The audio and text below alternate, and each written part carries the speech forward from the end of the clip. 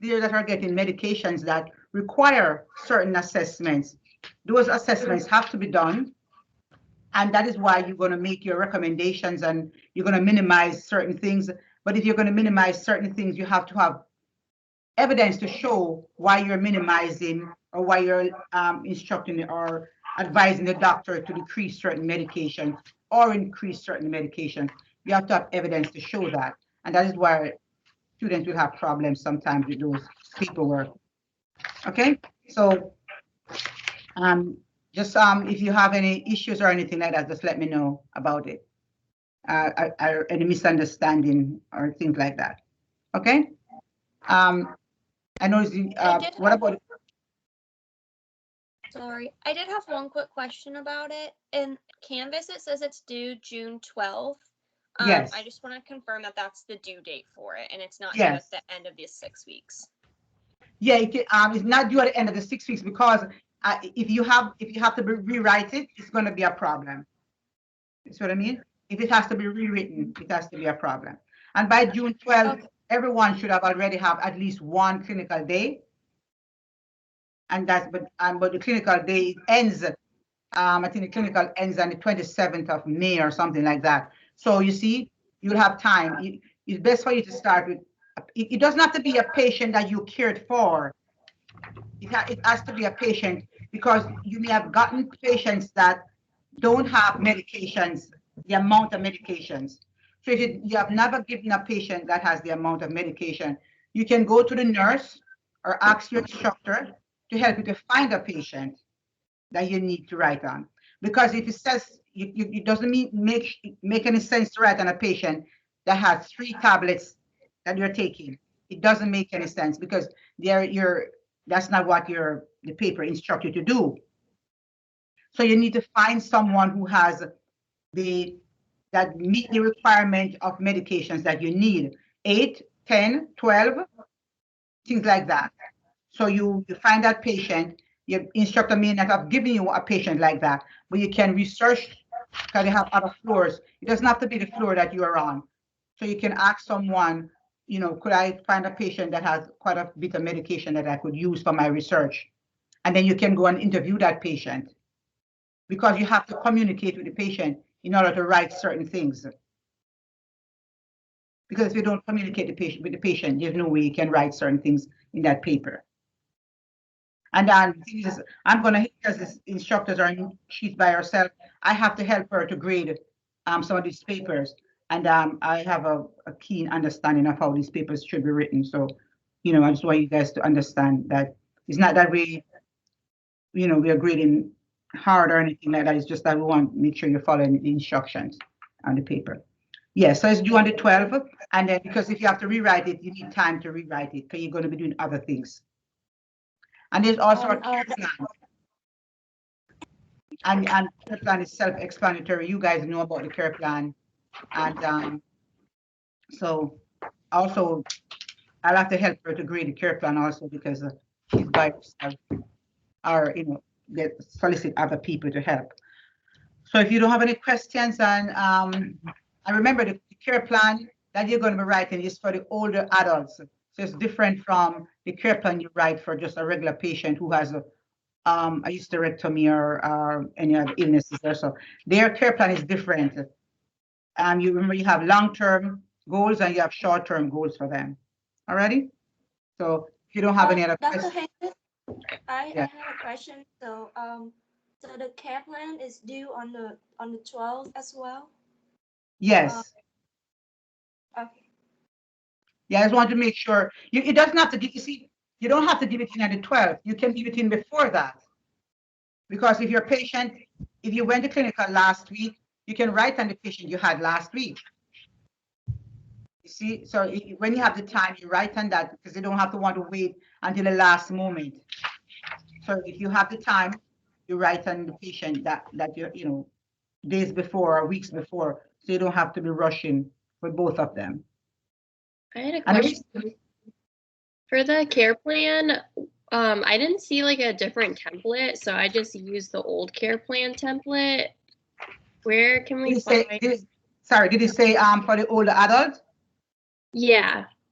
Okay. Well, let me check and see if that's the right template you have before you start writing. I mean, you can still write, but let me check and make sure it's the right template you have there.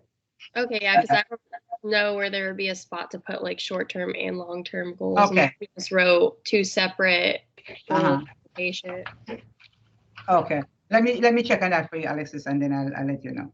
Okay. Yeah, but it's just it's important that you guys clarify, because it's you don't want to be rushing around and all that with your paperwork. Alrighty. I know when in practicum you're gonna have paperwork to do also. So it's gonna be, I don't want you to have too much paperwork at one time. Because in practicum you also have paperwork, so that's another problem I don't want to create for you. All right, guys. So thank you. I have a quick question. Sure. What time does Skills Lab start today? At 3, it starts at 3. It starts at 3. Yeah, because you have a lecture before that for 1 hour, and then you start at 3. And I finish before. I mean, I'm gonna finish before an hour. So you gotta so break. the lecture ends at 3, and we're expected to be No, on the campus lecture at doesn't 3? end at 3. It ends before 3. And give you a copy. That is why I sent an announcement out, so you could. I'm not sure if you guys saw the announcement. I sent an I announcement. did. It just didn't say what time it started, so I was wondering what time we actually needed to be on campus. Yes, that's, I sure I put 3. I'm sorry if you didn't see that. Let me check it again, because I did put 3. So let me make sure to check it again for you. And it starts at 3. What happens is that I'm going to finish before 3, but the clinical labs, the skills labs start at 3. So I'm not sure if you have the time to leave your house and come here, but it probably about 10 to 3 or so it was finish the IV lecture. Because you guys already done IVs, so you pretty much know much about IVs and all that. But this is because you're going to be tested on IV fluids and calculations and all that. That's the reason why I was wanting you to make sure you listen to what is being said. I don't want you to be driving and not listening. So if you have the time, you can come here, and we have rooms. We set up rooms that you guys can sit separately, so you can listen to it. Okay. After this lecture, you finish. Okay. Any more questions? Okay, guys, thank you for your attention. Okay. I have one more question. Sorry? I just have one more question. So is the geriatric clinical then worth an actual letter grade, or is it just pass fail? The clinicals? Yeah, because like I know all of our other clinicals have been pass fail, except mental health was our first clinical where we got an actual letter grade on our transcript. I was just wondering if I'm not sure about the transcript, but I think they were talking about it being a letter grade. Let me check on that also and make sure, because let me make sure and check on it for you to see. But usually clinicals are pass fail really. But let me check on that. Ready? I'll get back to you, Alexis. Okay, thank you. Thank you, Professor Stevenson. Thank you. You're more than welcome. Okay, bye-bye, dear. Anytime. Okay, bye. All right. So what we're going to do, class, is go ahead and start with Chapter 5, Common Aging Changes, and hopefully you can see your files now. Can everybody see that? Your student files for your chapters? Okay, if you can see them, that's excellent. So you can take notes. One thing that I would like to encourage you to do is that the book that you're using for Gero, the chapters are fairly small, so I highly recommend that you do read those chapters. Because I can't cover every detail of those chapters, I'm trying to cover as much as possible. But I think what will happen also is that it'll bring back some memories of things that you have learned in the past, and maybe a few things that are unique to the aged population. So be sure you are looking at those chapters for Gero, right? All right, so we do encourage that. So I'm going to share my screen, and we're going to talk about, there we go.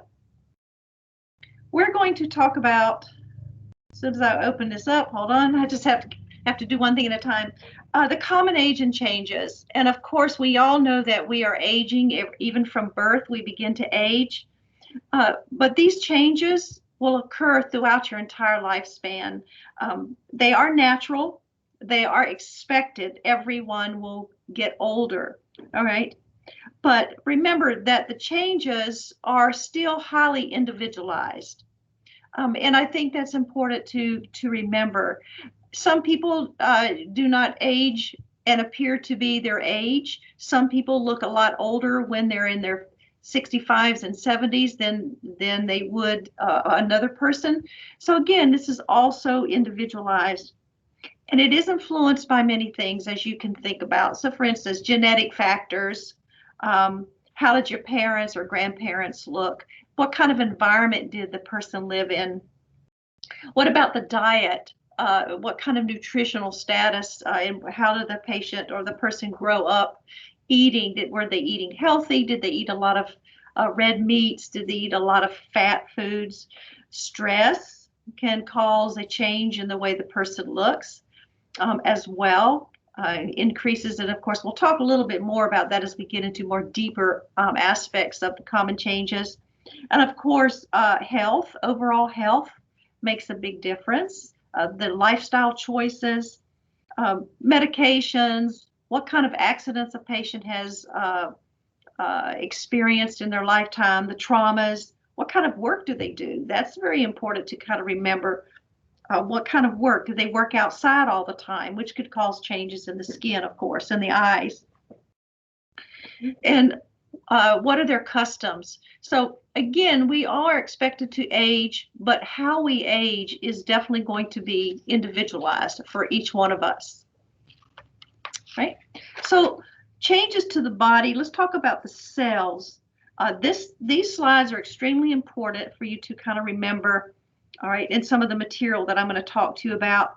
We know that lean body mass is reduced.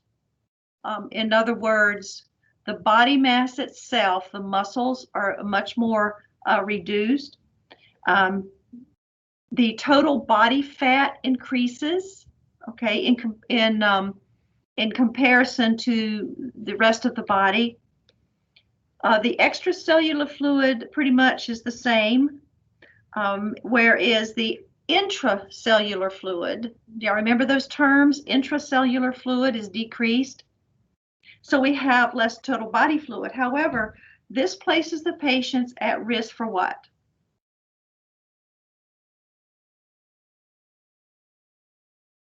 What is the risk factor?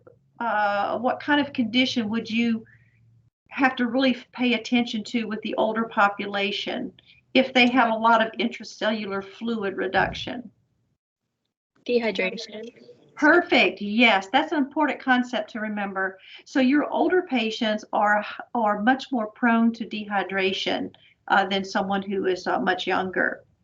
Some other physical characteristics that change: graying of hair, all right, thinning hair, not uncommon there. The eyelids start to droop, all right, and I'm a prime example, so you can see the aged population from your instructor here, right? Elongated ears. If you've ever seen older people, I'm sure you have by working out there, that their ears they kind of like elongate, they kind of droop, they get longer. The nose becomes much more thicker. The nose and the hair in the nose, if you've taken care of patients, and you can tell that the older person, they have a lot more hair in their nose. The muscle mass is much more diminished. Is definitely something that we look at. And decreased height.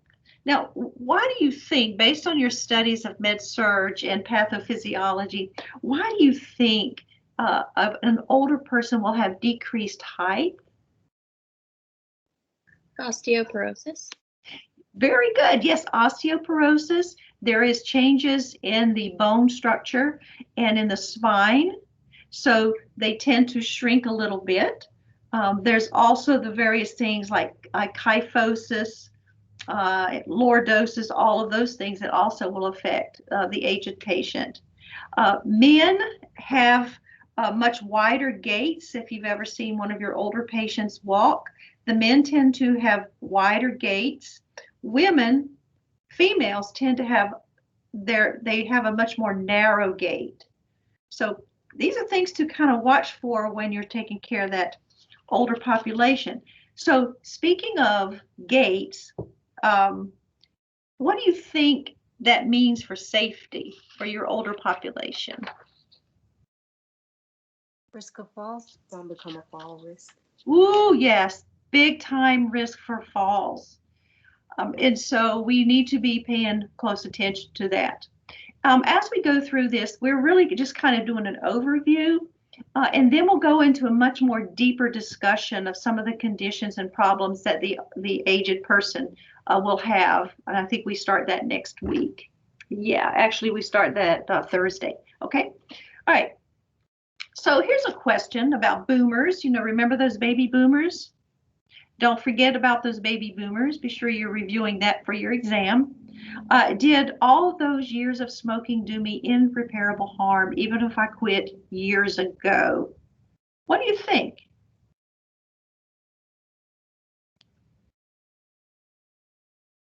Yes. Yeah. It can, yes. Even if they quit, there is a potential for developing bronchitis. In fact, patients who are older and have had asthma in childhood, they tend to have a lot more problems with bronchitis as they age as well.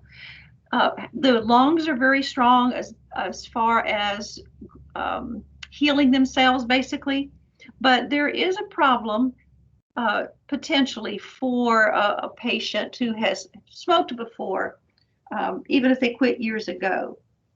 There's always that chance, of course, for lung cancers, and we'll talk more about that. So let's talk about real quickly, like the respiratory system. Remember, in the nose, there's a loss of connective tissue, all right? So the tip of the nose is going to dip downward a little bit. And sometimes septal deviations can occur for those patients. When this happens, the nose is going to dip down, it's going to get thick, a lot more hair in the nose. When this happens, there's a much more of an increase in mouth breathing and snoring. And y'all know what can happen with somebody who's mouth breathing and snoring. What's one of the major things that we see when someone's sleeping all the time or sleeping and they're snoring? What is that term called that we use for potential inability to breathe at night? Sleep apnea. Perfect. Y'all are great.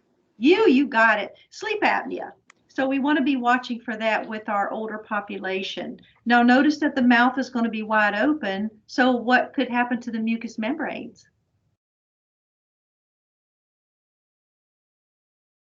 Become dry. Much more dry, much more drier. Obviously, with a very dry mouth, the patient may not be able to taste as well either, okay?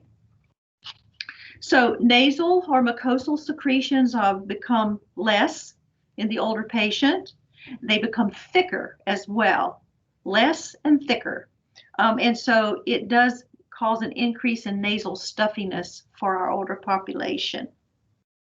There are different types of structural changes that occur in the respiratory system.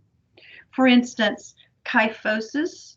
Kyphosis is prevalent where you remember the picture, we actually had one in fundamentals where the patient's like humped over. And basically what happens here is that the muscles that helps to breathe become much weaker. And so the patient kind of moves over, which causes a decrease in the ventilatory capacity. The patient can't breathe as well. So if y'all just kind of lean over a little bit, you know, I'm trying to lean over here so you can see. If you lean over a little bit, you can feel that you can't breathe as deep, right? And so that's what is another problem with our patients who are older. Cilia. What is cilia? C-I-L-I-A.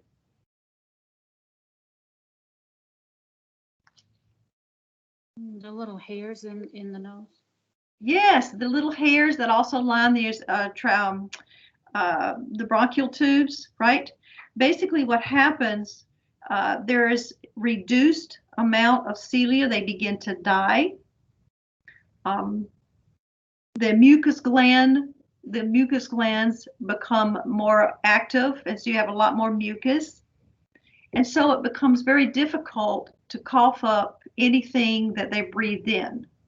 It's harder for the older patient. All right. What happens to the alveoli? Well, there is a reduced elasticity. So the lungs become smaller, they're less firm, or these alveoli are smaller, they're less firm.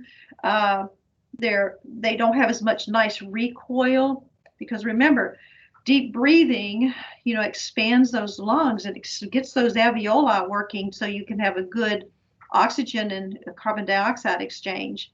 Well, for the older patient, those alveoli begin to deteriorate to some extent. So the decline in that ventilatory status, the breathing status, we have dyspnea.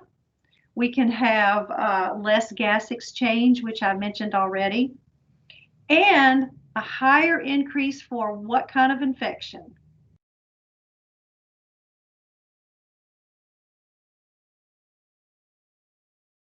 They can't breathe very good. What's a potential problem? Pneumonia. Pneumonia, bacterial infections of the lungs, and of course the flu. So we do have pneumococcal vaccines now. We have various flu vaccines. They actually have a higher dose of a flu vaccine. When I go to get my flu vaccine, I get mine every year. They ask me, do you want the higher amount, the higher, what they call it? The valid, I think they call it, the higher level of flu vaccine. I said, absolutely, because it's designed for the older person. Younger people don't really need that as much, but definitely for the older person. So they make various types of vaccines. Okay. So what can help? Think about your patient with all this respiratory things that you're thinking of. So what are some 3 things that we could do, nursing actions, that we could do to help get them lungs moving and breathing? 3 major things. You learned them in fundamentals. Help them move. Spirometer. Yes. Uma, awesome. I saw immobility. So we're talking about mobility. Get them moving. Absolutely. What's another one? Sit them up. Sit them up. Yes.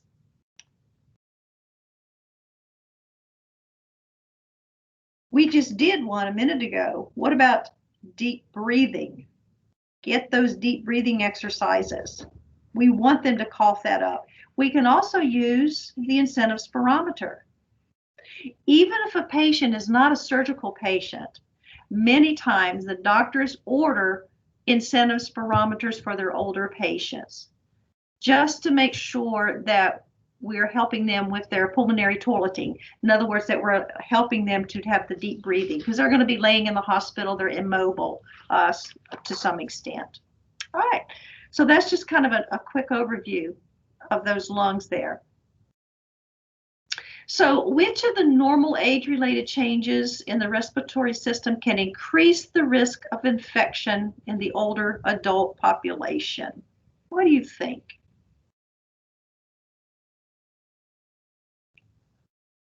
The increase of residual volume and reduction of vital capacity. Perfect. Absolutely. This is an important slide. Okay. Very important. So there's a problem. There is not really a decrease in the anterior posterior diameter of the chest, unless maybe they have emphysema or some other COPD problem. They might have more of an increase, right? The thoracic, the muscles, the intercostal muscles, all the muscles that we help in breathing, diaphragmatic muscles, also, they actually lose their strength, not as strong. But definitely we have an increase. Why are we having an increased residual volume in those lungs? Because they can't exhale with full force because of weakness in their thoracic musculature. Perfect. Yeah, because the alveoli are not as supple and able to squeeze together and push that air out, they're going to have a lot of what we call air pockets. And so they're having trouble with some of that residual. They have too much residual volume. It's staying inside their lungs. Okay. Calcification of costal cartilage. All right. Sometimes patients do have that. So we call that increased calcification. As we age, calcium can leach out of the bone. Many people have shoulder problems. In other words, an older patient may have difficulty moving their arm a certain way, okay? And what happens is that the calcium is leaching out of the bone in the shoulder area, okay, where the acromion process and deep inside there. And you can actually see it on an x-ray. It looks like white toothpaste. It's kind of gooky, kind of sticky as well. So sometimes it impinges on the ability of the shoulder to circumduct, right? And so what happens, the patient has to have surgery and have that cleaned out of their shoulder so they can have movement again. So just a few things on that since we were talking about calcification. So does the drinking I did still make my liver quiver? What do you think?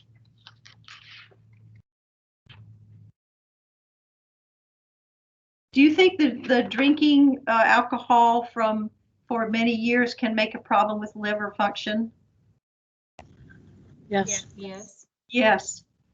Some alcohol is in moderation is okay because the liver can heal itself quite nicely. But over drinking for years and years and years and years can actually damage a lot of part of the liver. And so we know what happens with that. We can develop cirrhosis and those types of things. So let's look at this question. Is it true or false? Heather, could you read this statement for us? Atrophy of the small and large intestine with fewer cells present on the absorbing surface of the intestinal wall causes certain vitamins and minerals to have a decreased rate of absorption. Is that true or false, class, for the older patient? It's true. That is absolutely true. Remember, things tend to atrophy. All right. So even in the small and large intestines, things will atrophy or get smaller. There's fewer cells available to absorb some of our vitamins and minerals, which means the patient may not have as many nutrients as they need. So keep that in mind. Now, I just want to remind you also, class, that we're talking about common changes, and it all sounds like the old person is just falling apart. All right. We kind of talk about the worst case scenarios, but there are many, many, many old people or older adults who are in pretty good health with some changes. So not all old people are physically a wreck. All right, I just want you to kind of remember that. I think that's important to remember. Okay. So which of these is a normal age-related change of the nervous system? Another important question. Does your brain, what'd you say? A. Decline in the weight of the brain. Yes, absolutely. Which causes, because the weight of the brain will decrease, there is a reduced blood flow in the brain, not an increased. Okay. Stages 3 and 4 of sleep become less prominent. Patients wake up much easier. Older adults wake up much easier, and they don't stay in the stages 3 and 4 as much as we'd like to see them. The other thing is that the higher nerve conduction velocity, we know that our older patients, they have delayed responses to various stimuli. So if they touched a hot pan, they may not respond as quickly as someone who's much younger. So what about weight? The baby boomers wants to know, is the extra weight I've been carrying here to stay? Okay. What do you think? They can lose it, but it's just going to be a little harder. It's going to be a lot harder. Let me just tell you, Alexis, I can tell you it's a lot harder. Yes, metabolism tends to slow down. We can increase our metabolism, the older person, by exercise, nutrition. However, there's just sometimes that extra weight is going to stay there, no matter what we do. And, you know, without, of course, aside from medications and things like that. So there is a problem with extra weight. So keeping a good weight throughout your lifetime will be definitely important as you age. A boomer will also ask, could all those rock concerts have made me deaf? What do you think? Yeah. Absolutely, yes. Loud music, and in the ages of the baby boomers, back in the 60s, there was a lot of outdoor, really loud concerts, or lots of heavy music, very loud. And so it actually can kill the little hairs in the internal ear, in the inner ear. And so, yes, that could have contributed to deafness. Many other reasons as well. Okay, so yes, again. So what about this statement? Is the mean body temperature of the older adult can range from 96.9 to 98.3. Yes. True or false? True. True. That's so important to remember, class. When you're looking at a patient who's older, they may have a 97-degree temperature, but they might have a fever because their regulatory mechanism is not as active as it is in a younger person. So the most accurate, mark this, the most accurate route for a patient, an older patient, is rectal and auditory canal. That's the best, most accurate route of taking an older adult's temperature. Rectal and auditory. Now in the hospital, what do? Where do we put that thermometer, class? Oral. In the mouth. We have to keep in mind when we do that, that patient is maybe a mouth breather, right? A lot of things change in the mouth, which could affect their temperature. So the most accurate is auditory canal and rectal. We're not just going to do a rectal temperature on all of our older patients, obviously, all right? So you wouldn't want to do that all the time, but the auditory canal, which is inside the ear, tympanic, is the best and the most accurate, rectal and auditory. Okay. Whoops, it didn't change. Okay. So it's really important for us to understand how the aging process works and how our patients are going to be impacted by that as older patients, right? We need to be able to differentiate normal aging from that of a disease. If we understand the patterns of what normally happens as we age, when we are talking to a patient about or looking at a patient with a condition, we have to determine, is this age related, or is this condition, this problem with the patient, medical problem, is that's what's causing the issue? We have to keep that in the back of our mind as well. There is a table 5.1, nursing actions related to age-related changes. Please feel free to take a look at that. That's why it's there and it's in red. Okay, just take a look at that. And we're talking about a lot of that already as we go through, but I just wanted to point that out. So let's look in a little bit in detail about the changes in the body.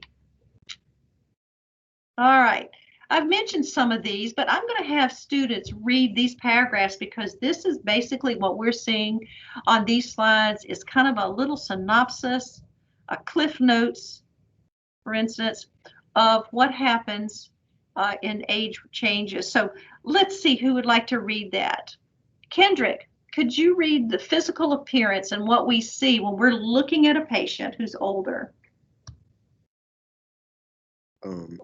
There will be hair loss, and both sexes develop gray hair and wrinkles.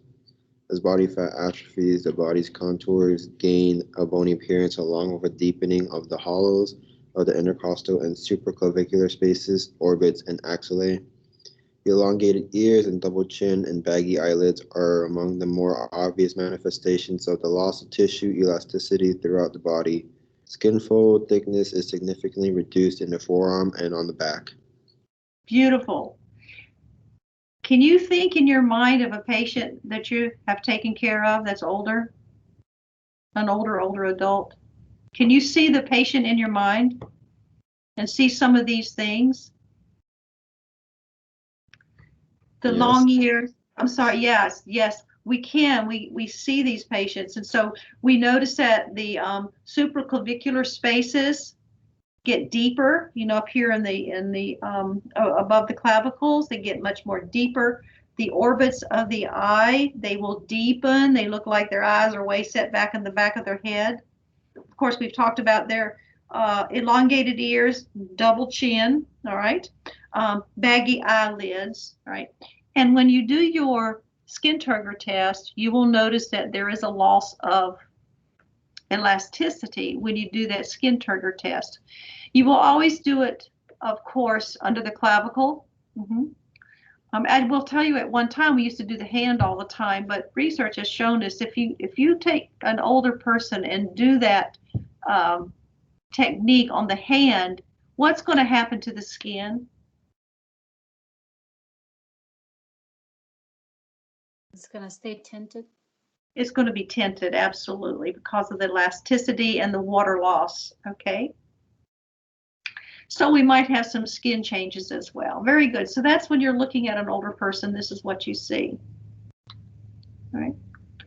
Let's talk about the neurological system. These slides are extremely important. I just want to make you be aware, okay? So let's look at the, Stephen, can you tell us about the neurological system?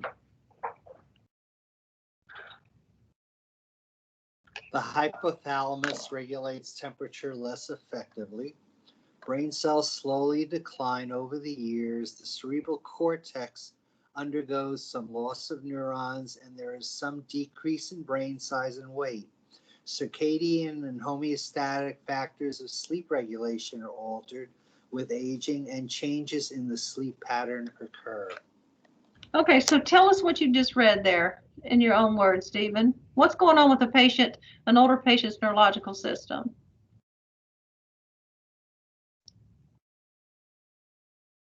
In general, it's becoming less effective. There's loss of cells instead of neurogenesis. You get neurolysis. Probably chemically, so neurochemically and hardwire and the sizes and numbers of cells. So there's quite a significant effect that's going to cause some real obvious changes in the patient's behavior and conduct. Absolutely. What about sleep? What happens to the sleep cycles? Well, it says here that the circadian and homeostatic factors of sleep regulation are altered. Sleep pattern, I see in myself, my sleep pattern, is changing. I'm getting up I'm more sensitive to that 4 o'clock change in blood sugar, it seems, lately. And I hear that's true of a lot of people. And sometimes I actually have to get up and eat something, whereas in the past I would sleep right through. It's important to get regular sleep periods. And also I notice that if I stay in bed, I tend to fall back asleep. And it's good to take a nap once in a while too during the day. But it seems that in terms of total numbers of sleep, I think I need a little more than I used to going back to when I was a kid. Mm-hmm. Oh, well done. Excellent. Thank you for sharing all of that. Absolutely. Sleep, the changes of sleep. And we're going to actually have a chapter on sleep, so we'll talk about that when we get there. But there's definitely some changes for sleep patterns. as well as the size of the brain. And then we're also going to talk about Alzheimer's and some other forms of dementia later on in another chapter. So this is kind of an overview of what can happen in the neurological system. Are y'all excited about this is what's coming? I mean, I'm just curious. Everyone will age, right? However, if you know this, if you have this information, there's lots of things that we can do to, you know, kind of slow the process down. We kind of talked about that in the first couple of chapters. Okay, what can we do to make that mortality compression just for a few years instead of all of the all of the aged years that we live? So we do a lot. We have a lot more health care and those types of things, and better nutrition today and those things. Okay, good. We've talked a lot about the respiratory system, so we won't read this because we did a lot of discussion about it, but we do know that the lungs don't work as well. The residual volume increases, which we just mentioned. And so the ability to breathe maximally or to inhale deeply is going to be decreased. So be watching for that. And think about this. If your patient already has age-related changes and then develops pneumonia or some other, or COPD, emphysema, you can imagine the combination of already how naturally the body has aged and put that with this condition that affects the respiratory system. You can imagine how much more difficult that will be for an older patient. Okay. Cardiovascular. Oh, there's a lot we could talk about cardiovascular. We're going to talk about some specifics as we go through the chapters. But let's see. Anne-Marie, would you like to tell us about our cardiovascular system as we age? Slight left ventricular hypertrophy occurs with aging, and the aorta becomes dilated and elongated.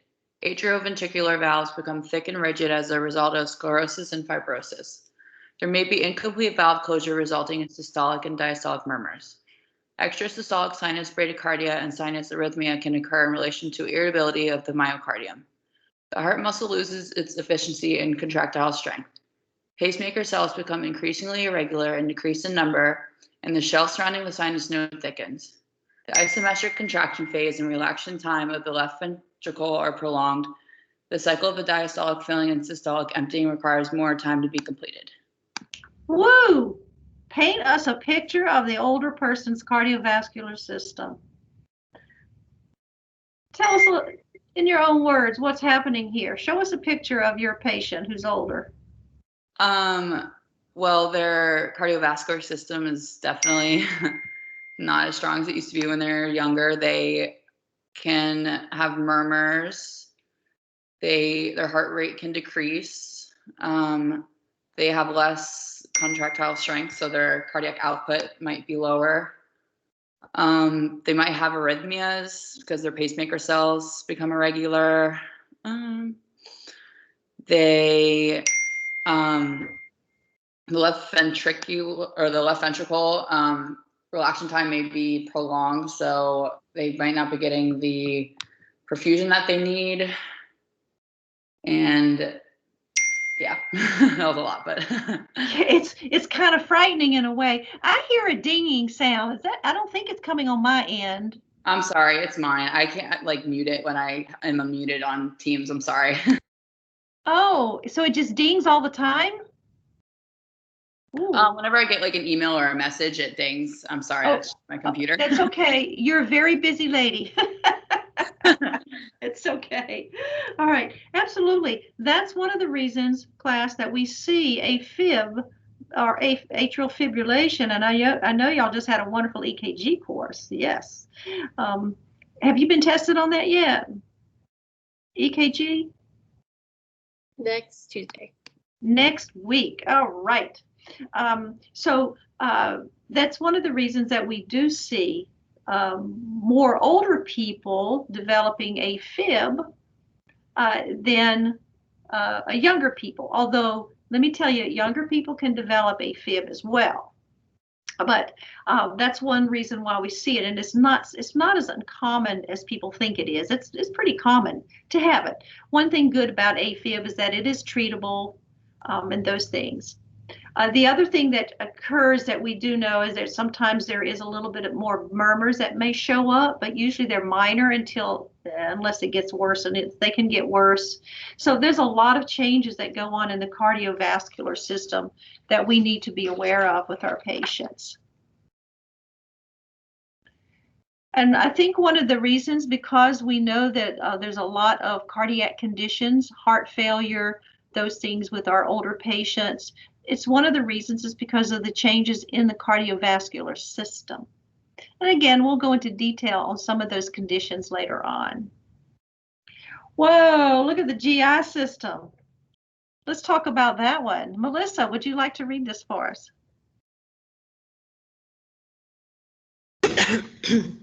How did I know you were going to ask me to read this one? All right. Well, I don't know, Melissa. Dentin, the layer beneath the enamel, becomes more fibrous and its production is decreased. The nerve chambers become narrower and shorter, and teeth are less sensitive to stimuli.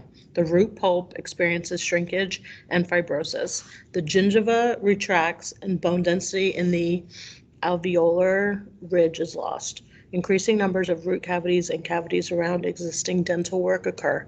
Tongue atrophies, affecting the taste buds. Saliva often is diminished in quantity and is of increased viscosity. Esophagus tends to become slightly dilated and esophageal emptying is slowered. The gastric mucosa atrophies. Hydrochloric acid and pepsin, I lost my place. Production decline with age. The higher pH of the stomach contributes to an increased incidence of gastric irritation in the older population. An age-related loss of tone of the internal sphincter can affect bowel elimination. Slower transmission of neural impulses to the lower bowel reduces awareness of the need to evacuate the bowels. You know, I don't want to get old. I mean, when you're looking at all of this, it's like, oh my goodness, the body is just falling apart. So knowing this about the GI tract, Melissa, what are some of the things that we can do to help our patients? Give us a couple of changes in what you might want to do as a nurse. What can we do to help our patients? Yeah, just pick a couple of the changes and tell us what you might want to do. I mean, you can tell them to follow up with the dentist more regularly because they have a lot of like stuff going on with their mouth as they grow older. Good. That's one. That's good. And then like food, like the saliva is diminished, but is often diminished in quantity and is increased viscosity. So like their saliva gets thicker. So, but the esophagus is slightly dilated. So the food is going to like go down easier. I mean, I don't know.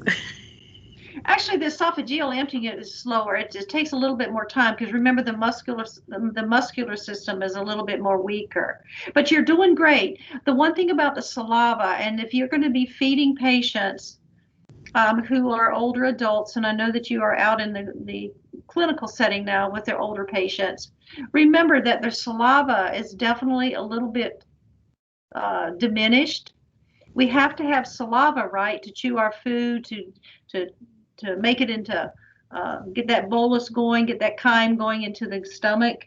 So kind of keep that in mind because they can choke much more easier if they do not get that food liquefied a little bit before they actually swallow it. So that's a real safety issue for our patients. Well, we also know that there is an increased risk of constipation because the neural impulses are much slower. And so they may not realize they have to go to the bathroom to have a bowel movement. So lots of things can happen. And we know also that their teeth become much more loose in their mouth because of the changes in the bone structure inside the mouth here. So think about these things when you're caring for your patient. And always remember too, as I mentioned, if a patient having trouble going to having a bowel movement, is it because of the opioid that you're giving them, or is it because of that condition or that age-related change? So we have to be able to differentiate as much as we can what's really causing the problem, say for constipation. And we know what we can do for constipation: fiber, lots of water, those types of things. So GI tract definitely gets changed. The urinary system. Yvonne, tell us about the urinary system. Renal mass becomes smaller with age, which is attributable to a cortical loss rather than a loss of the renal medulla. Renal tissue growth declines, bladder muscles weaken, and bladder capacity decreases. Okay. So what happens with our patients? What are the things that we talk about for older patients, particularly when the bladder muscles weaken and the bladder can't hold as much as it used to? What do we worry about? Incontinence. Incontinence. Yes, incontinence can be an issue for our older patients as well. Not every older patient, remember, is incontinent. That's a myth. However, we do know that because it's muscles, we know that it's going to cause a decreased ability to hold that urine in, all right? And they can't hold very much. They may have to go to the bathroom more frequently than someone who's much younger than that. We also understand that renal is a major issue because everything kind of shrinks, gets smaller with age. So if you already have a patient who has kidney failure or something wrong with their kidney from maybe some type of condition, and on top of that, they're your older patient, they already have less renal mass to work with in order to sustain their life. Keep it in mind when you're caring for these patients, okay? All right. We'll take a break in just a moment, class. Now, we'll talk a little bit more about sexuality in one of our last chapters for today. So let's look at what happens in the reproductive system. Let's see who would like to take this one. Tommy.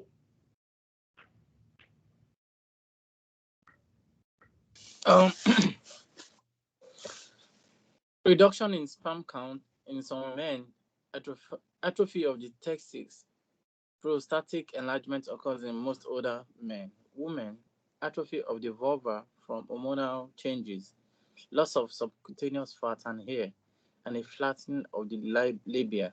The vaginal epithelium becomes thin and avascular. The cervix atrophies and becomes smaller. The endocervical epithelium also atrophies. The uterus shrinks and the endometrium atrophies. Ligament supporting the uterus weakens and can cause a backward tilting of the uterus. The fallopian tube atrophies and shortens with age, and the ovaries atrophy and become thicker and smaller. Wow. A lot of physical changes go on in the reproductive system as well. Yeah. Yeah. However, can men still, older men, can they still make a woman pregnant? Yes, of course. Yes, no, they still can. You said, what's your question? Please, can you come again? Yes, what I asked for, if an older adult has sexual relationships with another woman who is able to have children, can they actually fertilize that egg? Yes, yeah. Absolutely, they sure can. Yes. I actually know someone, a male who was 57, which is not really old, but older, and he had a vasectomy, and he thought he was safe, okay? He was married, and his wife got pregnant, even with a vasectomy. So it's very interesting that men can still have sperm, although there's a reduced count. Okay. The testicles, if you've, again, think of that patient that you've taken care of when you've helped them to the shower or if you have bathed them. You can see those changes in your older population, all of these here. And for the woman, vaginal dryness becomes a major issue with older women. And believe it or not, that women, men and women still have that sexual drive, although it might be reduced. And we'll talk more about that when we get to our sexuality chapter. Of course, notice here that the ligaments that support the uterus will weaken, which can cause a uterine prolapse. In other words, a cervical prolapse, things kind of start falling down. All right. Cervical prolapse can happen as well. So reproductive system, it definitely makes a difference. All right, we're going to do the musculoskeletal, then we're going to take that break, okay? So this is fairly short, so I'll take care of this one for you. We've talked about it. Kyphosis, we've mentioned that already. Joints become kind of enlarged. Elbows, wrists, the joints, the muscles become kind of flabby. They can be strong, but they have to be exercised just like anything else to get some strength. And we've mentioned already about the decreased height. All right, we'll talk about vision and hearing when we come back from break. Any questions about what we've covered? This is all very good information and very important to understand. Okay, let's go ahead and come back. It's 10:02. Come back at 10:15, and we will continue on and finish up this common ages chapters, and then we'll go into sleeping and resting for our patients. Right? I'll see you back here at 1/4 after.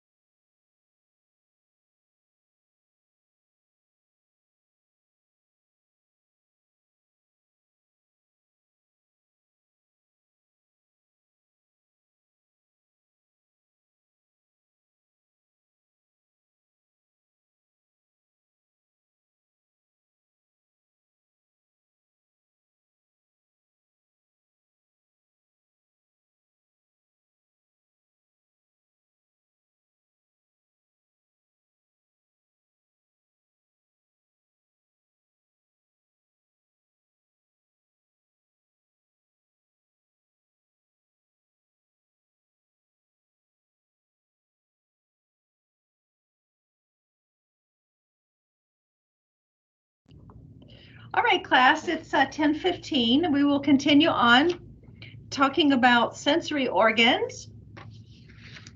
Are we all ready? Hope we're all back. I see some people are back. So let's talk about vision, hearing, taste, and smell. So let's see, who would like to read this? Let's see, Taylor.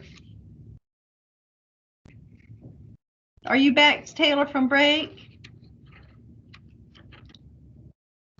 Which Taylor? I'm sorry, Taylor Proper. I'm sorry, I forget we do have Taylor Rembert as well. Taylor Proper. Thank you, Taylor.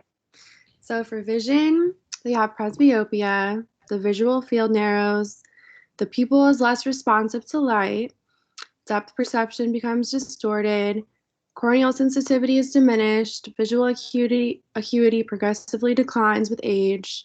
For hearing, they have presbycusis, accumulation of cerumen in the middle of the ear. For taste and smell, some loss of their ability to smell, atrophy of the tongue with age can diminish taste sensation. And for touch, reduction in the number of and changes in the structural integrity of touch receptors. All right, so what is presbyopia? Is it weakness of the muscles in the eye? Is that something like that? It's really about the lenses of the eyes. They become less flexible and it's harder to see up close. So that's what presbyopia means. So it's hard to focus like reading a textbook or, reading a menu or something. So yes, presbyopia. And so we do know that they might have a little bit more problems with reading. Very good. What else is happening with our older patients? Taylor? Their visual field is narrowing. So they have less peripheral vision. That's true. Yep. Pupil is less responsive to light, meaning they might not be able to see in the dark. Their depth perception becomes distorted, so they might have troubles driving, seeing when they drive because of the depth perception. Corneal sensitivity is diminished, so their cornea is less sensitive. Okay. And acuity progressively declines with age, so they're not able to see as well. So what happens, what kind of situation do we see where lots and lots and lots and lots of older people are going to get this kind of eye surgery? What's it called? Do y'all know? Cataract surgery? Cataracts, yeah, to replace those lenses, yeah. Yeah, very common, all right? So now we know it's because of our aging, all right? So for hearing, presbycusis, I have no idea what that means. Difficulty hearing, of course. Oh, okay. That makes sense. And then they have earwax in the middle of their ear. My grandma goes to get her earwax taken out of her ears like every couple of months, like every 2 months. Woo, yeah. Yeah. And then for taste and smell, they lose their ability to, some of their ability to smell and diminish taste sensations. And then they lose integrity of their touch receptors, so they can't feel as well either. Right. Now that's a good important point to remember, class. If a patient has diabetes mellitus, what happens to the sensitivity of the fingers and the feet? It decreases. Yeah, they become numb, right? So they can't feel as well. So at the same time, if it's an older patient and they have a problem with their hands because they can't feel, there could also be an added burden to them because their touch receptors have decreased already because of their aging process. So that's why many of these conditions that the patients can develop in older age is kind of like a double whammy because they have age-related changes that could be affecting them, and then of course they have the condition. All right, definitely the vision gets worse and lots of cataracts. And by the way, too much Florida sunshine can increase the risk of cataracts. So I hope everyone who is in Florida wears your sunglasses, takes care of your eyes, because that actually has been known to increase the development of those cataracts as you get older. All right. And of course, we've talked a lot about sensory deficits in the past. And so smelling, and they can't taste very well sometimes.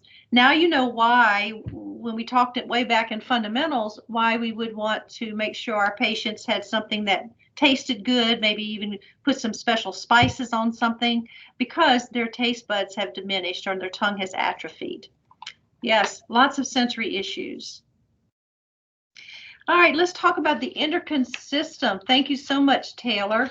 And Taylor Rambert, I think since I accidentally said Taylor and I was thinking of both of y'all, I'll let you do this one, Taylor.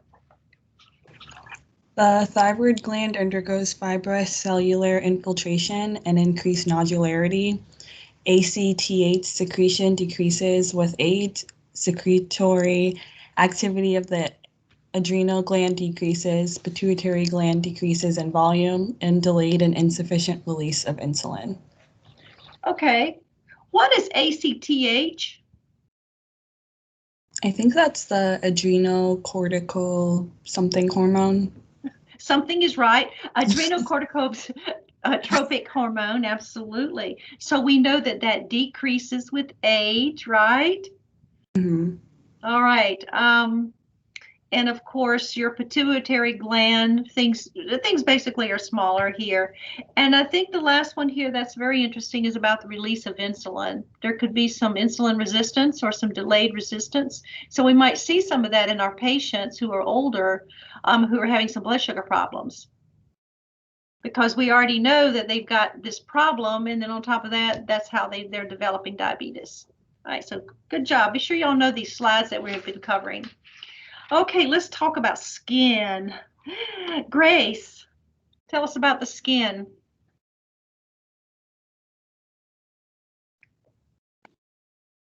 Hello, okay. So the dermis becomes more vascular and thinner. The subcutaneous fat is lost, and lines, wrinkles, and sagging becomes evident.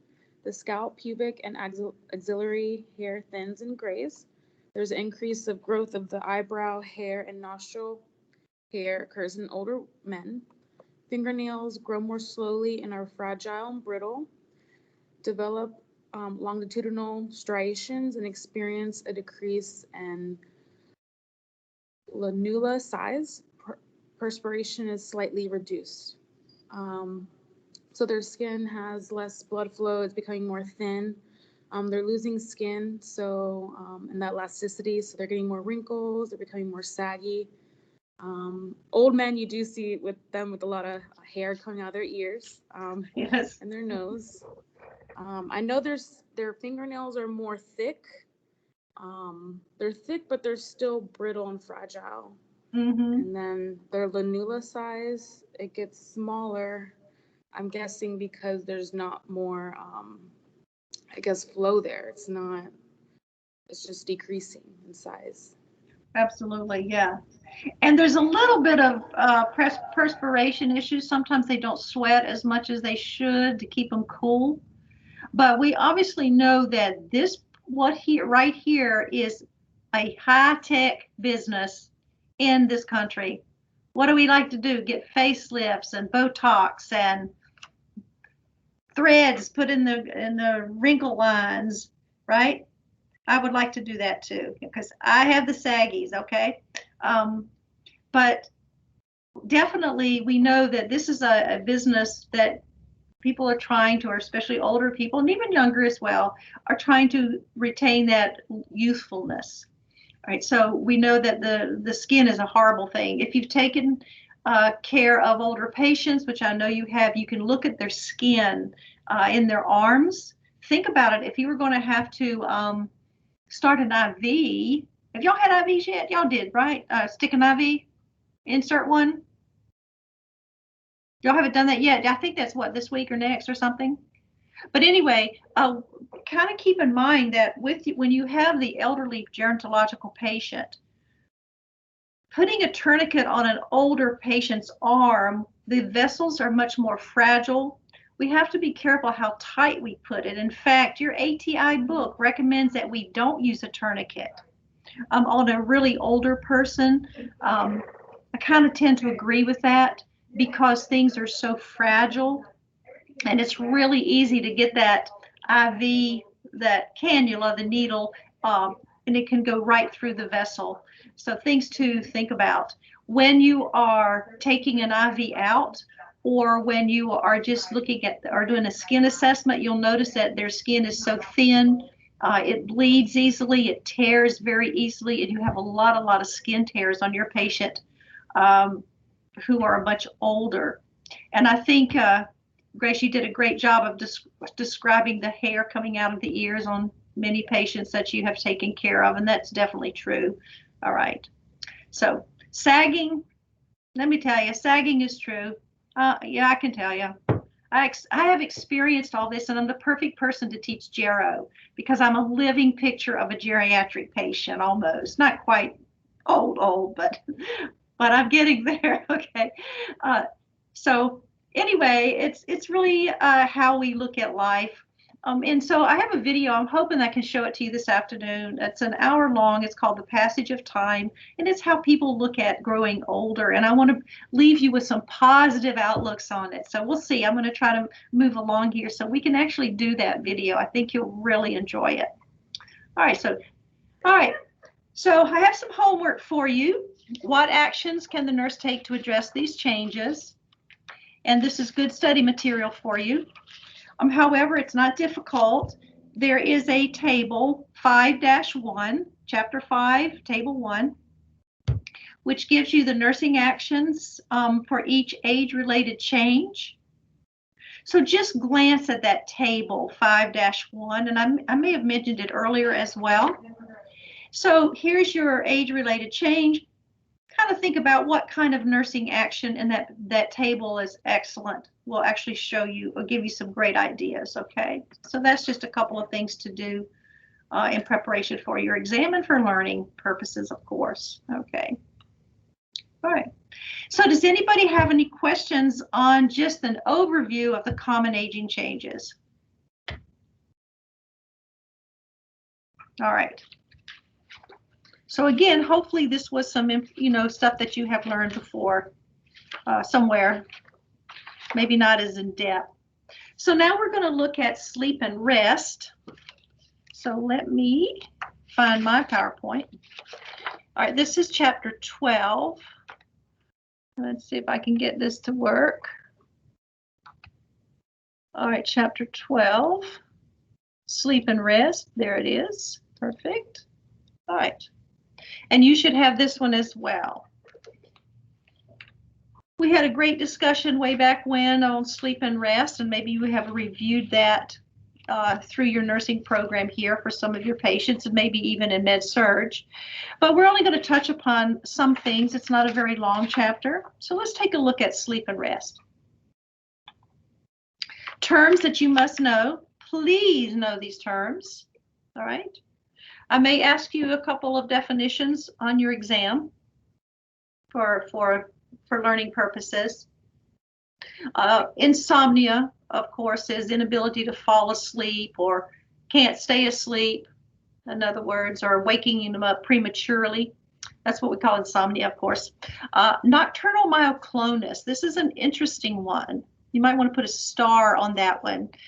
This is where the patient legs will jerk about 5 times or so per hour during sleep. There's nothing that they're doing that cause it, but it just happens. So we call that nocturnal myoclonus. Because of those leg movements, you can imagine the patient it might wake them up because their legs are jerking, or maybe if they have a spouse or a significant other that's in the same bed with them, it can actually wake that person up as well. So just a term there. Phase advancement is a term that we use, which means falling asleep earlier in the evening and awaking earlier in the morning, right? So that's just a term that they use in your geriatric textbook for you go home, you fall asleep early, and you wake up early in the morning. Restless leg syndrome is another neurological problem. It's the legs are constantly moving. It's uncontrollable urge to move the legs when somebody lies down. They don't have to be asleep, but they could just lay there and then their legs will start moving back and forth. And there are medications for some of these, and we're not going to go into the details. I just want you to know the terms. But restless leg syndrome is definitely is bothersome for patients. We talked about sleep apnea. Again, sleep apnea is usually the definition is that you have 5 episodes of cessation of breathing lasting about 10 seconds each, and they will occur per hour, right? Now, the person is going to be sleepy during the daytime. So if a person tells you that they wake up in the morning and they're just so sleepy and tired, first thing that comes to mind is going to say, do you have problems sleeping? Has anybody ever told you that you snore? Has anybody ever watched you and where you stop breathing? All right. So that's a kind of a clear indication that sleep apnea is there. All right. Sleep latency just is a term for delay in the onset of sleep, taking too long to go to sleep. That's what that term means. So a couple of things that happens as an introduction here. There is an increase in nocturia. Now, what is nocturia?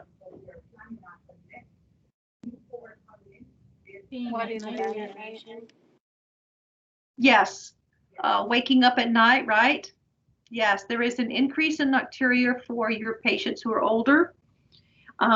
Remember that perception of the night environment is going to be distorted because of the major changes in vision and hearing deficits.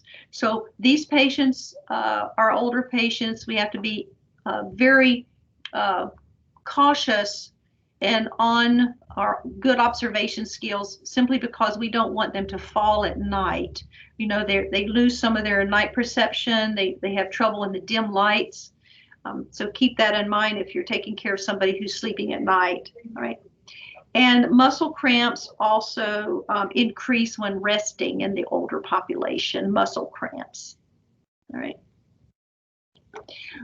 And I'm sure you are recognizing that sleep increases physical and mental health, or lack of sleep is called sleep deprivation. But class, be proud, you're almost at the end of sleep deprivation. Isn't that awesome? You are heading out to become a nurse. And so nursing school does kind of like cause a little bit of sleep deprivation, I think, for students. Right? So lack of sleep can cause some physical and mental health issues. So the quantity and quality of sleep can determine an older adult's health and well-being. Absolutely true. Absolutely true. So that's why when we are, you know, we always ask those interview questions when we admit a patient about sleeping at home and how often do you sleep, what time do you go to bed, what's your bedtime rituals, all of those things that we have learned how to assess our patient's sleep process. But we know that the more sleep they have and the quality of sleep, in other words, they don't get up during the night with nocturia, that they don't wake up, they don't have phase advancement, all of those things actually can increase their well-being and their health. That's just a true statement. Okay, there is a table of sleep stages. I want to make sure that you're, just go back and review those. I'm going to ask you a question probably on those as well. Just review that, what you've had before. But phase advance is very frustrating for sometimes patients because the daytime naps that they do during the day can actually help to compensate for their lack of sleep. Because remember, these patients will go to sleep early in the evening and wake up early, but then they need naps during the day because they have not gotten enough sleep, okay? Natural light, you know about the melatonin and all of those things, but natural light is really the best. If there's natural light for the patient to stay awake, it helps them better because the melatonin is produced at night, as you remember that. Did I say melatonin? Yeah, melatonin. Okay.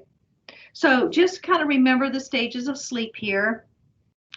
The older people, again, sleep less soundly, and they go in and out of stage 1 quite frequently. All right. So the amount of good sleep that they get in the deep stages of sleep will be reduced. Very important to think about when they are in the hospital, and all the other hospital environment noises and things like that can even make it worse for them. So which statement best describes the changes in the stages of sleep that occur with aging? Which one is true here? D. Okay. C. I hear C and I hear D. What happens to 3 and 4? It gets less, right? The deep stages of sleep. So actually, the older patient has more in and outs of stage 1 sleep. So you might want to mark that as well. There are common sleep disturbances, and we're going to review these in a little bit more detail. All right.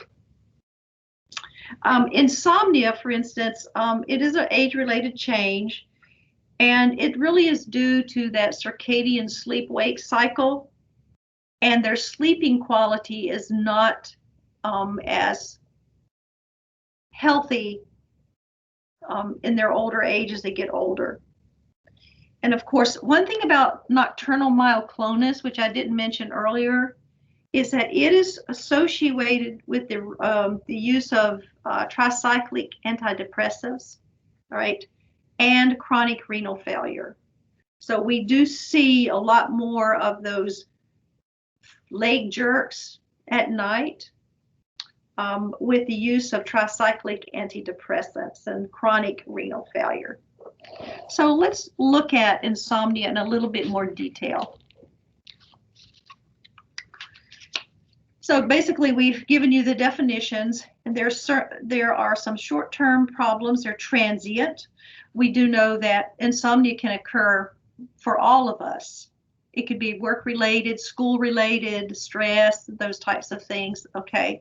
They can be short-term. However, if somebody has chronic insomnia for 3 weeks or more, it can be a serious problem, and it's even worse because now it's related to substance abuse, or medications can cause it at all.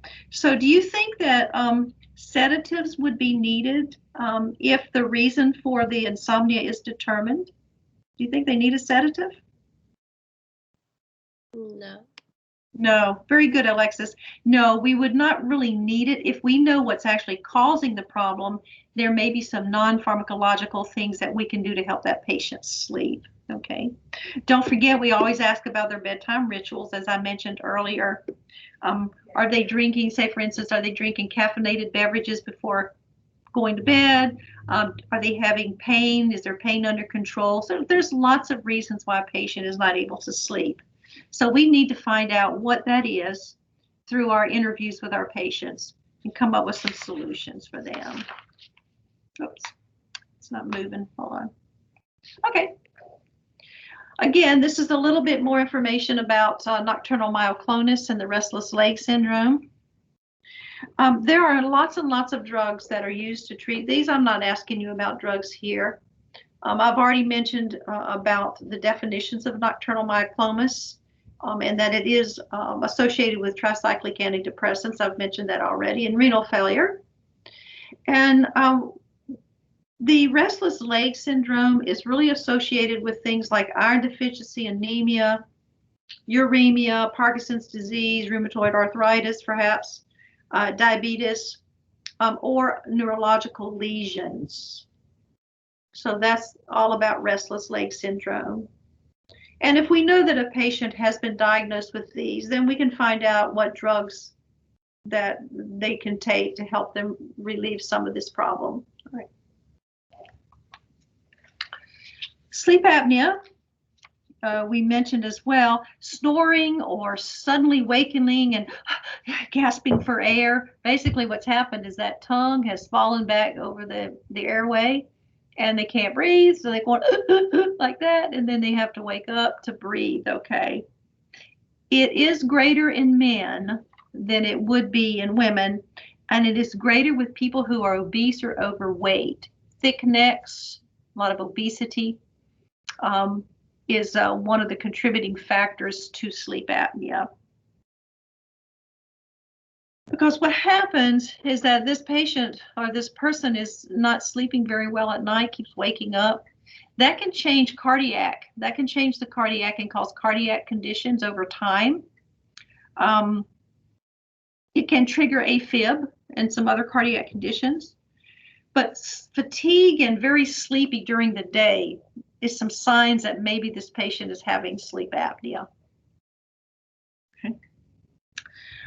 If they are drinking alcohol before they go to bed, or if they're taking certain drugs that have the sedative effect, it can make it worse because they're depressants. And so what happens is that tongue gets relaxed, the respirations will decrease, and so they will have more sleep apnea issues. All right. So that's kind of the things that we look at with sleep apnea. So as you can see, there are a lot of medical conditions that affect sleep. I believe you're very familiar with these conditions. Let's look at dementia. I think dementia is one that we're not as much in tune with as maybe some of these others. But dementia patients have very minimal stage 2 sleep and REM sleep, right? They have no stage 4 sleep at all, no stage 4, minimal stage 2 and REM sleep.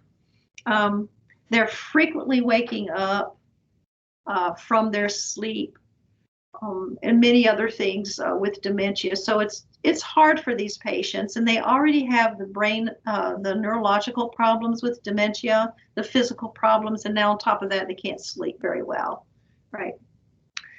We also know that depression or emotional disturbances can actually cause folks to have problems sleeping, and this occurs when the older patient as well. Okay. All right, so let's look at a list of drugs that can affect sleep. All right.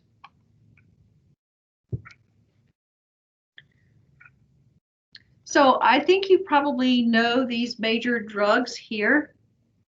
And so basically, why is diphenhydramine a problem, and how does it affect sleep? It's not listed here, but what is it? It makes you drowsy. Have anticholinergic effects. Yes. We do not recommend diphenhydramine to older patients because of that problem. So diphenhydramine, Benadryl, never recommend any of that over the counter, and try to make sure if your patient tells you that they take it for sleep and they're an older patient, I would recommend something else, or see if the healthcare provider can provide some things. All right. Right. Barbiturates, sedatives, and antihistamines, again, we don't like to give those as well if we can help it with our older patients. So why do you think theophylline and caffeine, why would that affect their sleep? What do they do?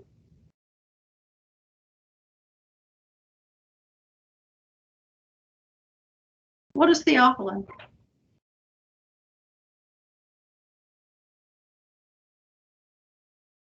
Do y'all remember?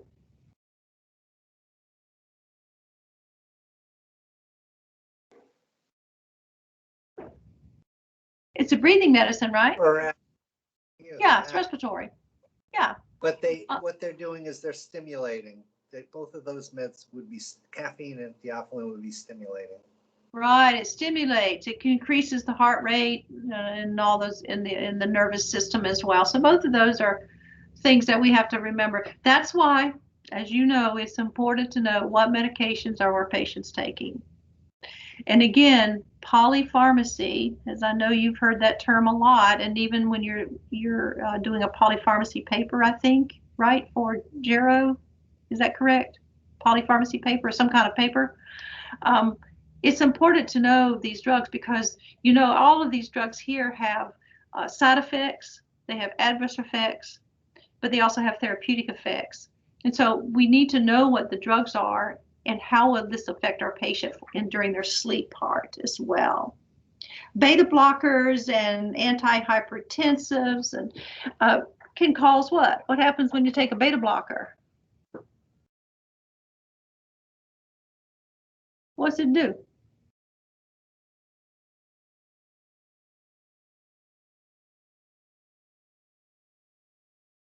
What does it do to the blood pressure, class? Decreases it. Yes, and the pulse as well, right? So that could be a problem that will affect their sleep. Too much of a decrease can cause them to have some heart conditions, so we have to be watchful of that. Obviously, antihypertensives is the same thing. And there's side effects for all of these drugs. Check out the diuretics. I know you know why we need to be careful with those diuretics for our older patients. Why? Two things. What happens to their sleep if they take it too close at night? They have to get up to go to the bathroom. Yeah, they're going to have to go to the bathroom, so they should probably take the Lasix or the furosemide or what other diuretic medication in the morning, right? When they're up and about. Okay. All right. What else does a diuretic do to a patient? It lowers their blood pressure, so it'd be same thing as with antihypertensives and beta blockers. Yes, it lowers blood pressure. What about it lowers blood pressure, but what about the amount of, you know, having a lot of urine? Can they dehydrate from diuretics? Yes. Yes, and one of the things that we also know is that when somebody, especially an older patient, becomes dehydrated at night, maybe they don't drink enough water, or maybe they're on these types of drugs, they can have runs of AFib at night. Like even if they're controlled, they can actually have some increase in that because dehydration definitely affects the patient who's got AFib. So we want to make sure they're well hydrated. Okay. All right, so I think you know these others. So just a couple questions about those. Just we know that we need to know what the drugs are. Okay. Okay. So there are some other things that affect sleep. Obviously, the environment. If your patient lives in an apartment, it's very busy. The lights are on outside all the time. Maybe they're living in a big city and, you know, the lights are on. They can't get that darkness which they need. Things like snoring. Somebody else is snoring and the room's too hot. Those are things that we have talked about many times. All right. So environmental factors, obviously. All right. We also know that dyspnea, for instance, can cause a problem. Somebody's short of breath. They can't sleep very well. They have to sleep in that pretty much a high Fowler's or a Fowler's position in order to sleep comfortably. So that could be hard on them. All right.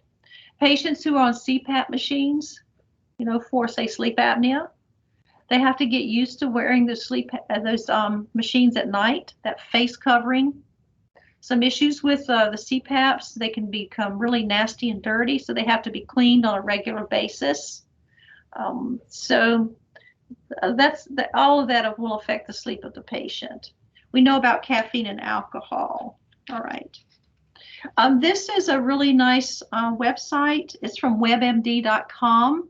So if you're interested in looking at when pain disrupts sleep, it's a nice little some information on sleep disorders, and I thought it was really good. So if you have an opportunity and you're interested in reading more about that, I put that on there for you.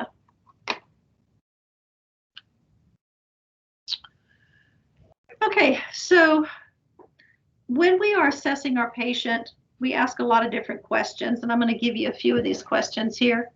So how long is the sleep problem last? Let me ask your patient, how long does the sleep problem last? Obviously, the assessments that we're talking about can be done on any patient regardless of age, obviously, okay? Well, describe the sleep problem. Is it you fall asleep too much? Do you keep waking up during the night? Are you having trouble staying asleep? You just keep popping your eyes, keep popping open. So describe the sleep problem. It's important that we understand what's causing it. Then we talk to them about what kind of bedding that they have, what kind of environment are they living in. And we've talked about those just a minute ago. We also want to ask our patients if they're having sleep issues, what about food and fluid right before bedtime? So what are some of the things that you would recommend a patient not eat or drink at least 2 hours or so before sleep?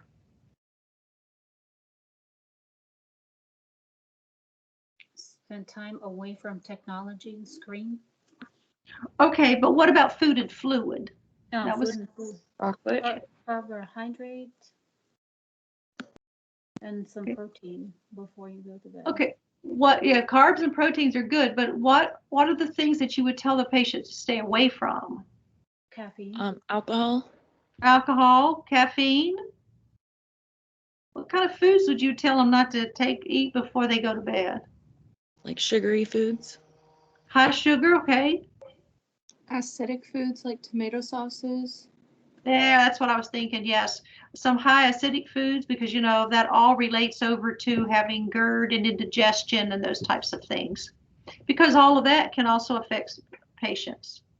If they're sleeping and all of a sudden they have this GERD attack and all that hydrochloric acid comes up through their throat, it becomes very uncomfortable and can burn their throat and can cause some aspiration issues in our older population for sure.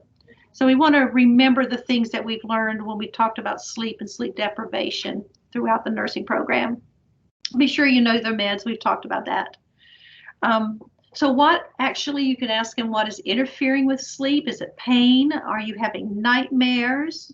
Is it because you have to go to the bathroom? What is the effects of what's interfering with your sleep? Okay. How about in the daytime? Do you have, let's see, are you tired? Are you sleepy? You need more naps during the day?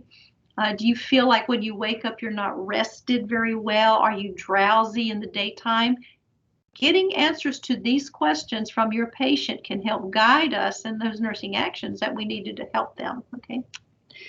And the last thing that you can ask them is things, how is that patient managing the problem? What are they doing now that has helped them or has not helped them? We always want to ask our patients about their coping. And so how are you coping with this sleep, the loss of sleep, or this getting up during the middle of the night? And that's important. Sometimes patients, especially elderly patients, have this idea that if they just don't drink a lot of fluids, they won't have to go pee-pee at night. Why is that not a good thing to teach them? They can get dehydrated. Yes, and there you come. Dehydration, an increase in dizziness in the morning, low blood pressure. Oh dear. Oh, AFib. So all of these things can kind of combine itself. 3, 4 o'clock in the morning, whoops, a mess up. Okay, lack of oxygen, that kind of stuff from those types of things. Okay. So some of the things that we can also do is we're assessing the sleep pattern. Limit the naps during the day if possible, reduce that caffeine, of course. We can also talk to the healthcare provider about the medications the patient's on, or if they feel that maybe this patient might need something to help them sleep at night. That's always a possibility, but honestly, it should be the last resort. Let's try some non-pharmacological things or actions before meds, particularly on our older patients because of the major side effects and stuff, okay? A temperature of a room between 70 and 75 is usually pretty good, but you have to ask your patient what is comfortable for them. It has to be individualized, but we generally say about a 70 to 75 degree is fairly comfortable. If you're working with them in the hospital, keep your movements in and out of the patient's room during the night as much as minimal as possible to care for them. Do provide night lights. Those night lights will be very good so they can see if they have to get up and go to the bathroom. Help them to toilet if need be, especially right before they get ready for bed. they're doing their bedtime rituals and those things, just make sure they try to avoid before they go to bed, okay?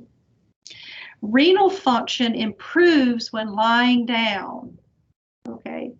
And so that's why when we lie down at night, our kidneys go to work and they start just flushing that urine out. All right, so renal does much better at night when it's lying flat or lying down. Okay, I don't know if y'all knew that. Sometimes in the hospital, soft music, it depends on the patient, drinking warm milk, whatever will help them. We can do back rubs. Has anybody done any back rubs yet in nursing school? I hope so. Anybody? No, you're missing out on a great relationship with the patient if you're not doing a back rub. Seriously. Gave Our Lady a back rub. Did you, Alexis? And No, tell us about it. Uma did our Gero rotation last week. It was super cute. The lady was like, "Oh, you have nice hands. Can you scratch my back?" So you did a back rub and not a scratch, right? Right? She had an ulcer for stage 4, so I was afraid if I gave her a scratch, I'm gonna scratch her skin off. So I just rubbed it a little bit. That's why I ask. It's better to do a rub than a scratch. When a patient says, "My back is itching, can you scratch it?" Well, normally if I say, "Hey, scratch my back," somebody come around and go like this. We don't want to do that with our patients who are much older or have some kind of serious condition. But just doing that nice back rub. I'm sure that some of y'all have had back rubs, a friend, neighbor, significant other, someone has given you a back rub and, oh, it has felt so good. Think about those patients that are lying in that bed. And those beds are not the most comfortable, in the hospital. So keep that in mind. Be sure that we are monitoring any effects of the sleep medications. Sometimes a patient, if we give them something at night for sleep, say for medication, sometimes that actually the side effects can be much worse in the morning. And so that makes them too drowsy during the day. So we need to be monitoring our effects of the meds on our patients. Just always remember the basics of fundamentals of nursing. Leave the bed down in the low position. Check on those side rails. Make sure the top 2 are up. Ask the patient to be sure to call for help to get up to the bathroom. All right. And what's also some kind of nice, particularly if a patient is one that goes home, maybe they work and you work at a clinic, have them do a sleep journal and write down all of the things that happened during the night. How many times they get up? Did they wake up? Let them do a self-assessment and have them bring it back to you in the clinic. That will also help you to cluster that evidence, right? Like a nursing process, you're going to cluster that data and put it all together to see if there is a problem with sleep. And if the patient can actually write that little diary first thing in the morning when they first get up, the memory is good. By the time they come to the clinic or to the hospital, they don't remember really what happened during the night. So it's good to know. All right. I think I've covered quite a bit. Any type of relaxation will help them as well. All right, we can do a lot of things. It's a huge piece of nursing care is helping them sleep, right? So which med should be used cautiously as a sleeping aid with an older adult, and it's related to the high risk of the anticholinergic side effects? Diphenhydramine, absolutely. As always, remember that on the NCLEX, they're only going to give you trade names. All right. Excuse me, generic names, no trade names. So be sure you are learning the generic names. I'm sure you are since you've been here for a while. So just as a reminder. Okay. So a protein and carbohydrate snack at bedtime may encourage sleep. And Uma, I believe you answered this and you agreed to that, right? Thank you for answering that earlier. Yes, protein and carb is good. Not a lot of carbs, not a huge amount of carbs, but just a little bit of carbs, okay, would be good. And protein as well. Because remember that protein will stay with the patient much longer than a carb will. Carb will be metabolized pretty fast. However, both protein and a carb, they raise the level of serotonin in the brain. It causes a sedating effect. So you've seen in the hospitals, if you work the evening shift, they like to give graham crackers, glass of milk, that's some protein and some high carb, or not too high carb, but some carb. So that's why you see that. Of course, cheese, something with a carb in it, that's a protein. You could give another carb. So that's what you want to teach your patient. Don't forget, we know protein and carb, but a patient does not know when they go home what is a protein and a carb. They might think eating a bowl of chocolate chip ice cream with a cherry on top of whipped cream is something they should have before they go to bed. That's not the best, right? So we want to make sure that we teach them what type of foods would be good for protein and carbohydrates. There is an herb that we can that they can take. It's called valerian root. Have you ever heard that? Valerian root tea. Usually patients can take that about 45 minutes before bed and helps them to sleep. Be very careful about recommending melatonin. I know you can purchase that over the counter, but we want to make sure that that patient is being monitored for artificial type melatonin that we're giving them. So I wouldn't recommend that unless you talk to the healthcare provider. All right, stresses. Stress management is a very important thing. We know that lots of things can cause stressors, so we can't sleep. All right. So what happens under stress, as y'all remember from your neurological studies, that the sympathetic nervous system, stress nervous system I call it, is stimulated. The pituitary gland becomes really active. It releases the ACTH hormone. It increases the adrenaline supply in the body, and you know what happens when we have all that adrenaline in our body. So that's one way we need to release some of this stress. Good nutrition, rest, and exercise is always something. Chamomile and lavender also promotes relaxation. Ginseng, Ginseng, also helps to protect the body from the effects of stress. So there's a couple of herbs you might want to know: chamomile and lavender, ginseng as well, just to help relax the patient.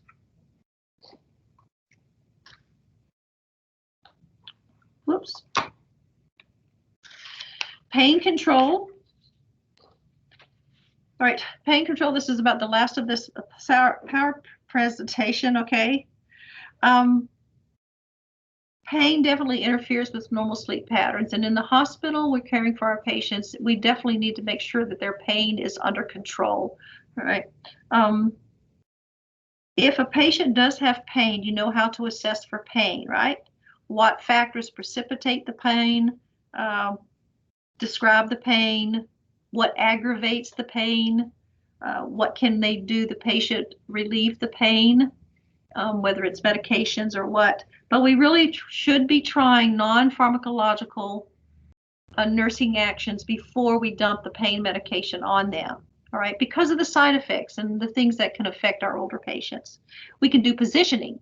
Don't forget the basics of positioning, the side lying, and all the different comfort positions that we put our patient in. Massage, like your back rubs, is a really good way to help a patient sleep as well. All right, just touching a patient helps as well. So try some non-pharmacological things first, okay? However, if these types of non-pharmacological does not work for our older patient who's in pain, we generally will begin with the weakest type of drug and the smallest dosage as possible. And then the healthcare provider can increase that dosage over time if needed. So we definitely give them the weakest amount of drug, or that's usually what the doctor will order. And then, of course, the lowest dosage. Okay. All right. Any questions about sleep and anything associated with sleep?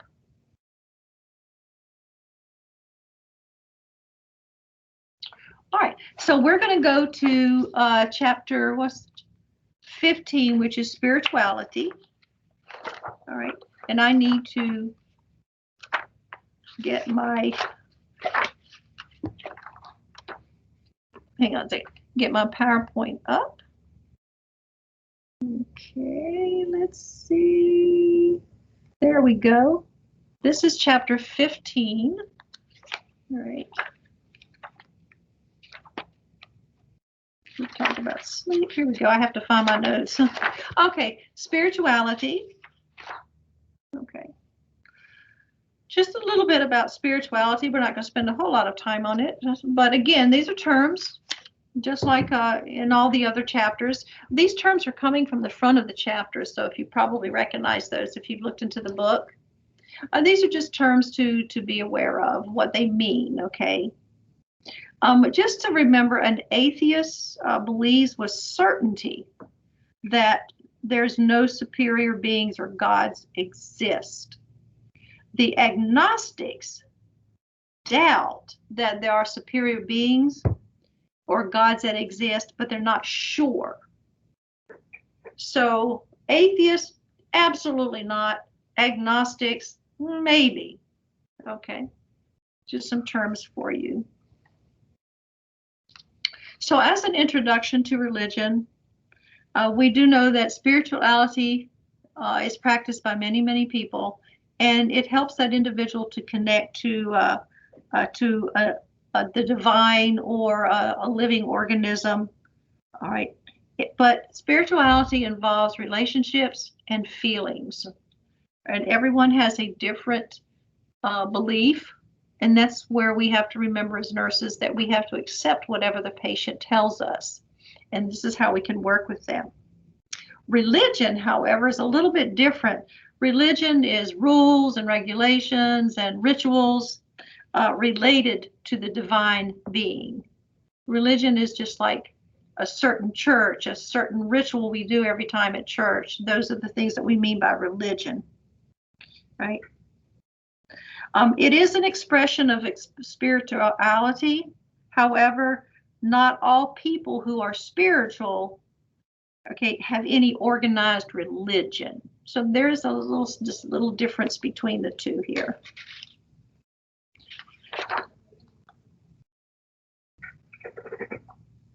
Oh, I don't think it moved, sorry. Okay. So there are some spiritual needs, and look, we'll talk about these. I'll give you some tips here. There are many, many spiritual needs. People in general, humans, need to know that they are cared for, and they can offer their feelings of caring as well. So caring is a huge piece of humanity. Generally, spiritual love, what we call spiritual love, is offered unselfishly without any conditions. That's what we mean by spirituality and that type of love. Think about Erickson. Remember his integrity versus despair, which is the social developmental state for the older patient. Integrity means that all life experiences have a purpose and make sense. And so the patient reaches that stage and they're happy with their life. Things have made sense. They've had a purpose in life, and they are comfortable where they're at. That's what we want to see. And that's what we really want our patients to have. We don't want them to be in despair, because that can cause a lot of other issues like stresses and confusion, okay? Hope is a term that we use for expecting something in the future, whatever that might be, believing that a reward awaits. For instance, in this case, nursing students are hoping to get through nursing school. They're hoping future-wise they're going to take that NCLEX, and they are hoping that they pass that NCLEX to become a nurse. So it's a future reward. However, hope is used in relation to spirituality, that after death, there is some form of life, existence. And that's what we mean by the term hope here. Dignity, remember, older people may not have the same values as society around them, so we need to explore that with our patient. However, they may have a sense of worth through their relationships with a higher power or God. And we need to be able to talk with them about that, what we can do to help them comfortable.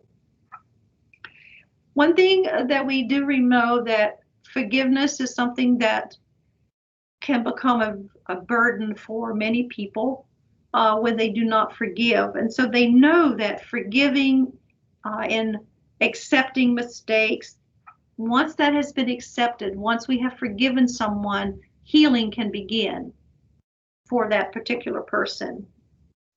So for the aged, the ability to forgive can actually give them a sense of closure, of completeness. And that's why if you have a patient that wants to see a family member and they are perhaps terminally ill, they may want to say that I need to forgive them for something so I can be at peace when I die. You will hear patients say that from time to time, and I have heard that in my practice. There are different expressions of faith among people, rituals, prayer, worship. There is different ways of people that worship.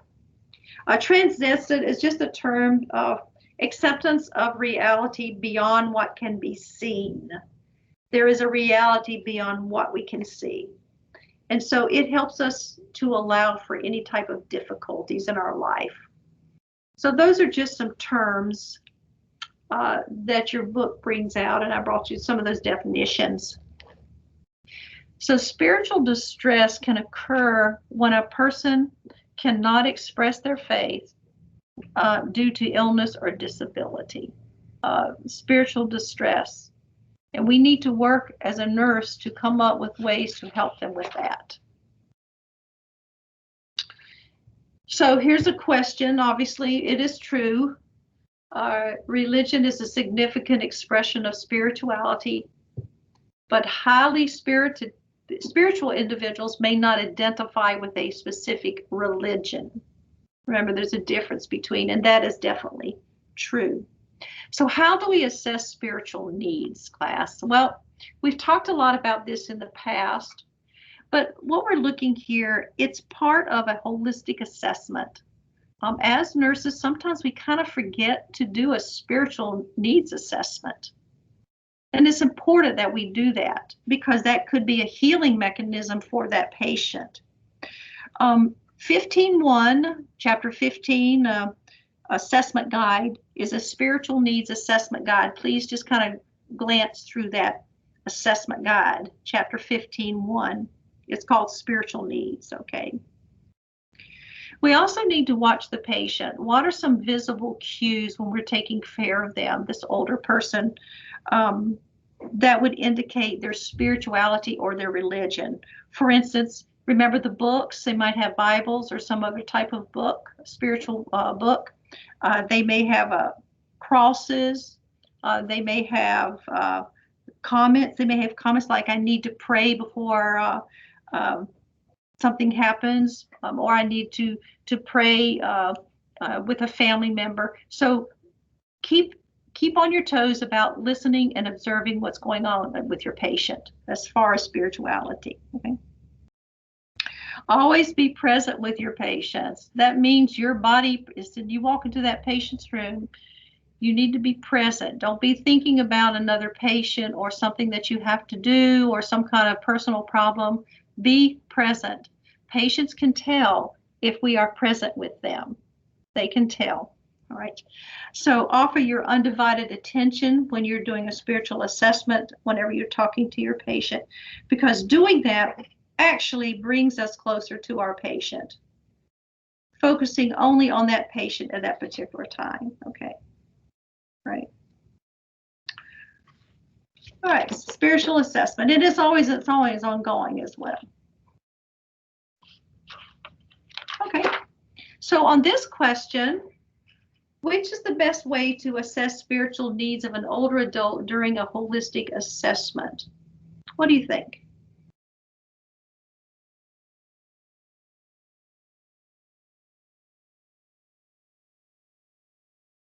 B. B, yeah, asking the older adult about specific needs related to spirituality. Remember, we don't proselytize. We don't try to convert them to our particular belief systems. We simply assess our patient, find out how we can help them, what are their needs. Those are the things that we do. And it can make a huge difference in the lives of your patients.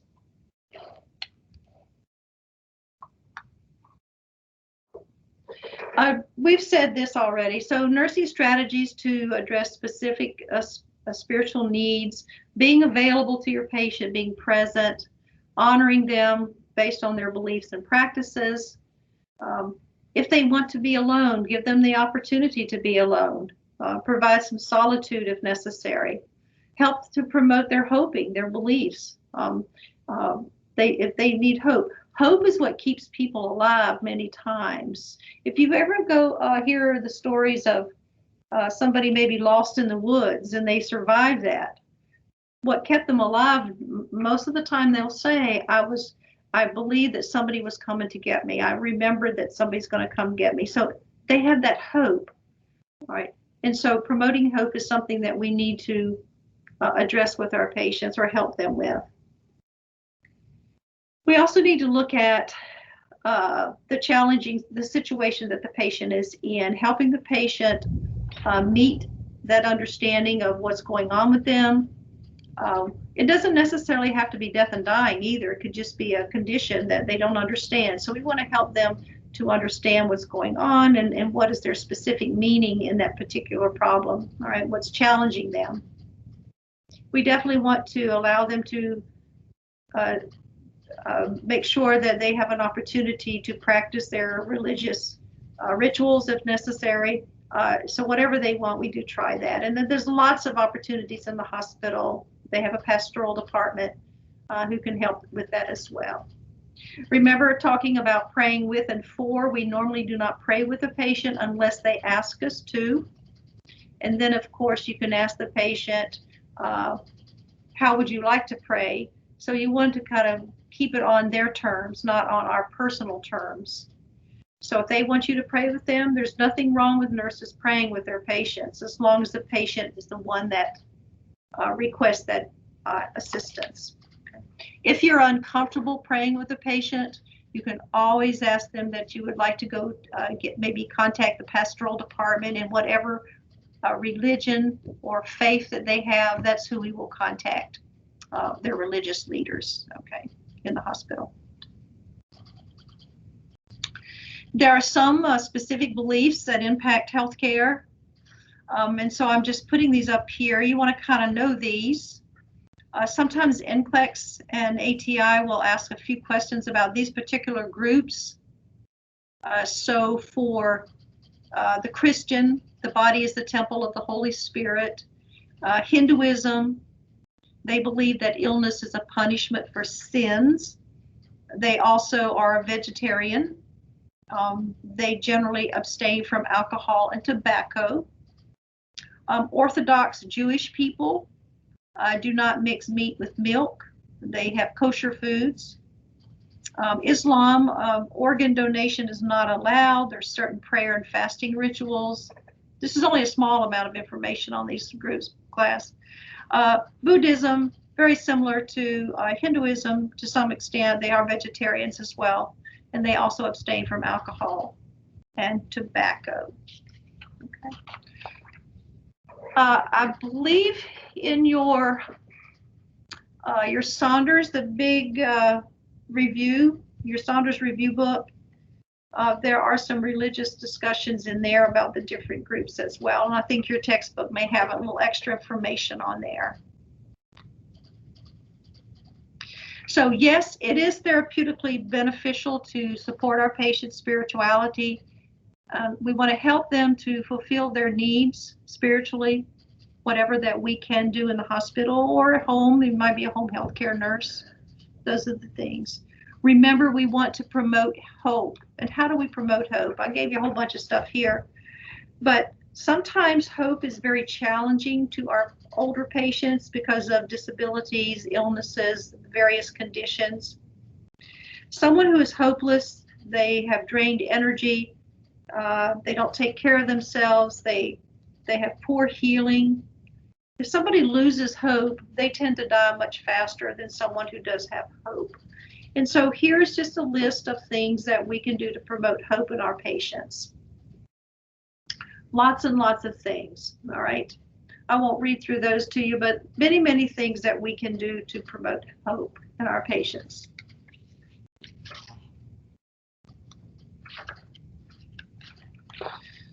Okay, so there are ways that we can understand that spiritual needs can be difficult for older adults. So I'll go ahead and help you with the answers here, but I want you to think about, why is it difficult for some of our patients to reach those spiritual needs? So let's look at this. Well, involving others in care, such as I mentioned, church members can come visit, clergy, etc. Remember prayer, we mentioned that as well. Make sure you know Erickson's stage of integrity versus despair, and which domain the patient might be in and why. If you understand Erik Erikson, you need to know what the difference is. And so we have to identify what stage, psychosocial stage, are they in at that point. We're going to do our spiritual assessment. We're going to encourage the patient or the client to continue with their spiritual and religious activities and practices. Don't forget, Maslow's hierarchy of needs is very important. So how does your patient fit within that pyramid? Personal journaling is always a good thing for lots of stuff. Nutritional plans, spiritual plans, their thoughts and feelings really sometimes helps when they're having some spiritual distress. And we want our patient to participate in care as much as they can. This gives them a feeling of hope and importance. And they need to able to help us identify needs that they have, or we can come up with some of those as well in collaboration with the patient once we have done our data collection and our clustering analysis and all of those things for what we do as nurses. Lots of things that we can do to help our patients reach that level of spiritual health. We don't want them to stay hopeless, because with hopelessness, they don't do well and they do die quickly. All right, that's all we're going to talk about in this little short chapter on spirituality. Any questions?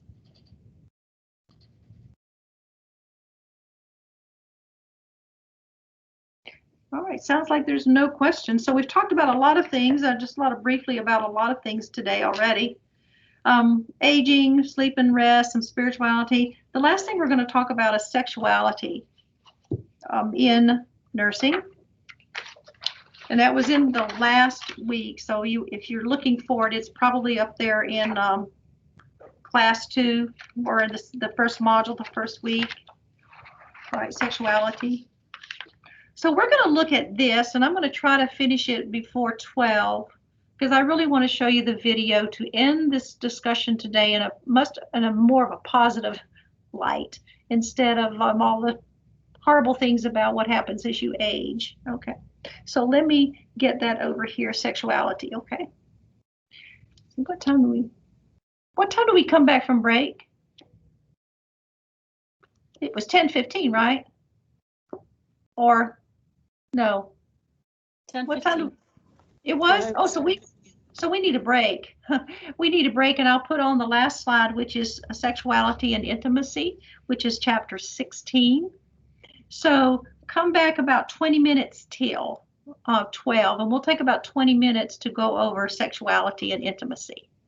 Okay.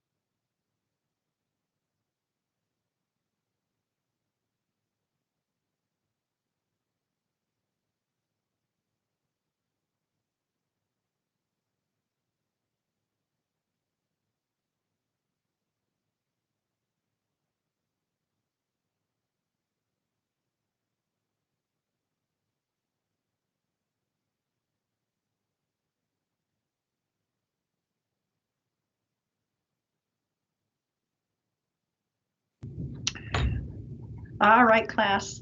We are ready to begin. I want to finish up the sexuality and intimacy so we can watch the video, The Passage of Time. And just a couple of other things before we get started.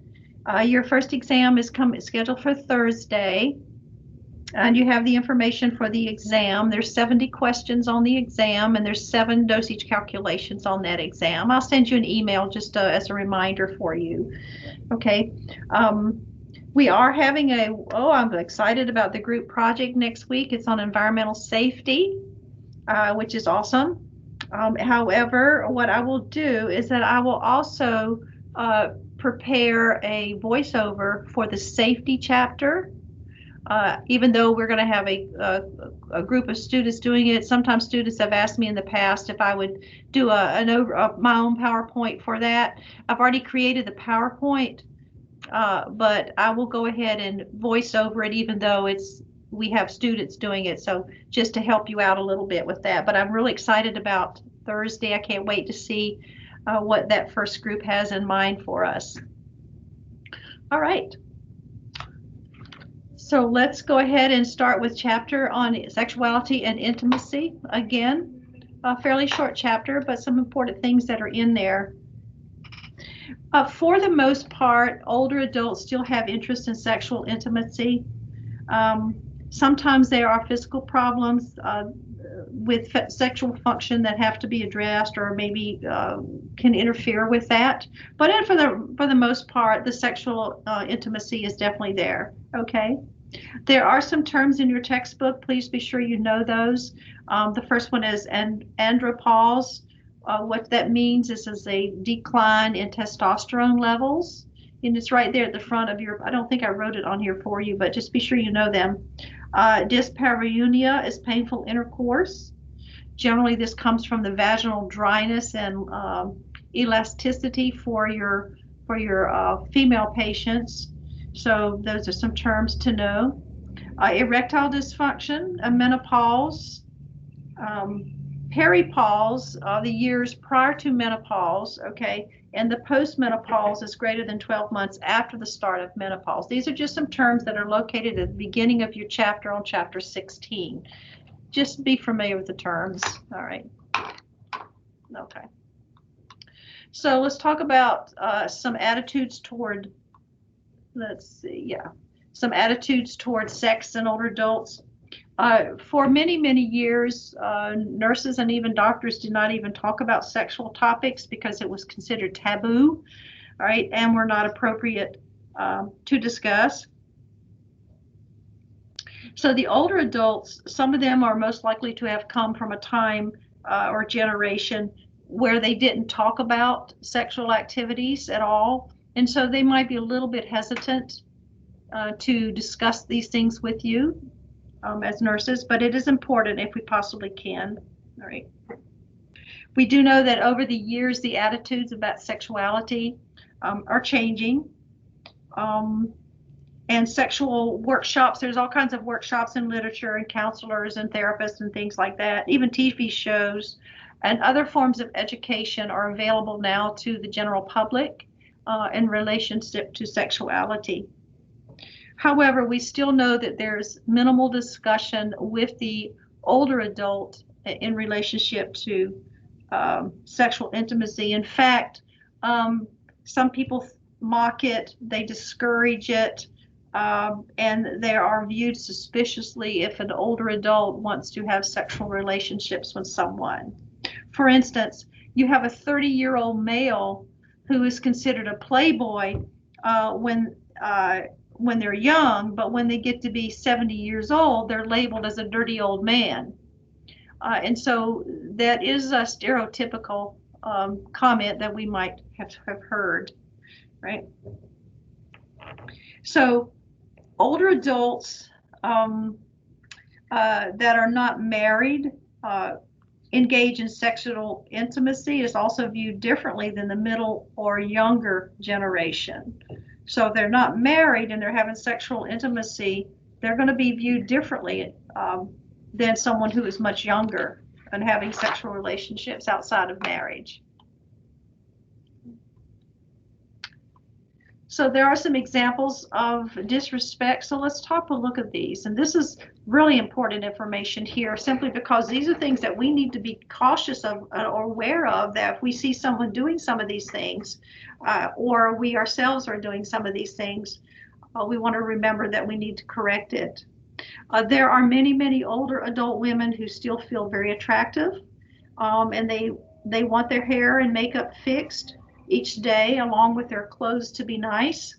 And even women in the nursing facilities, they're going to want to have themselves looking pretty nice. Sometimes they even wear lingerie, the women do, even in nursing facilities. They're no different than the 20 or 30-year-old females. A lot of times our older men like to wear cologne, aftershave, those types of things, and wear nice clothes as well. So there's a huge stereotype and a myth about sexuality in the older population. Now, one thing to remember, for patients that are in a long-term care facility, if both parties consent to the sexual intimacy, and they're of sound mind, they don't have dementia or some other cognitive problem, and they can make their own decisions, then we should be affording them privacy to engage in sexual intimacy.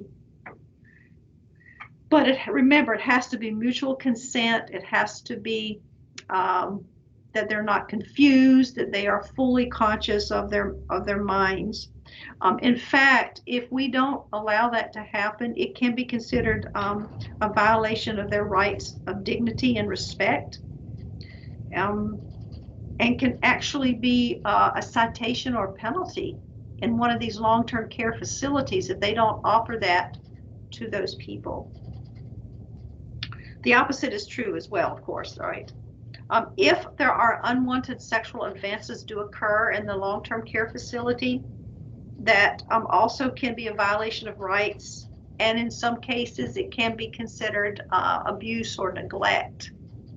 So we should allow our older folks in the long-term care facility a place for sexual intimacy based on the guidelines that we just talked about. Unfortunately, in the older population, sexual practices are really often overlooked, and there is a higher incident of STDs or STI, sexually transmitted infections, and AIDS, autoimmune deficiency syndrome, y'all know AIDS, is increased in adults over the age of 50 more than twice of younger adults, because there's no sexual, they don't think about using condoms or some other type of protection. Some older adults themselves have misconceptions about intimacy, thinking that because the female has reached menopause and cannot conceive, then sex is safe. Sex is safe only if there's condoms or preventive for pregnancy to occur, okay? So the practices that someone has had throughout their younger generation as far as sexual activities usually is what we see in the older generation. That the interest and the patterns don't really change a whole lot, okay, for those. So as you can see, some of these disrespects, making fun, dressing men and women in asexual clothing, don't button them up correctly or zip them up, or making jokes about the zipper is not zipped on a male. Not really taking care of our patients, teasing and flirting. Be careful about the use of those sexual jokes and topics. We don't discuss those types of things with our patients. So that could be some examples of disrespect. Can I interject something?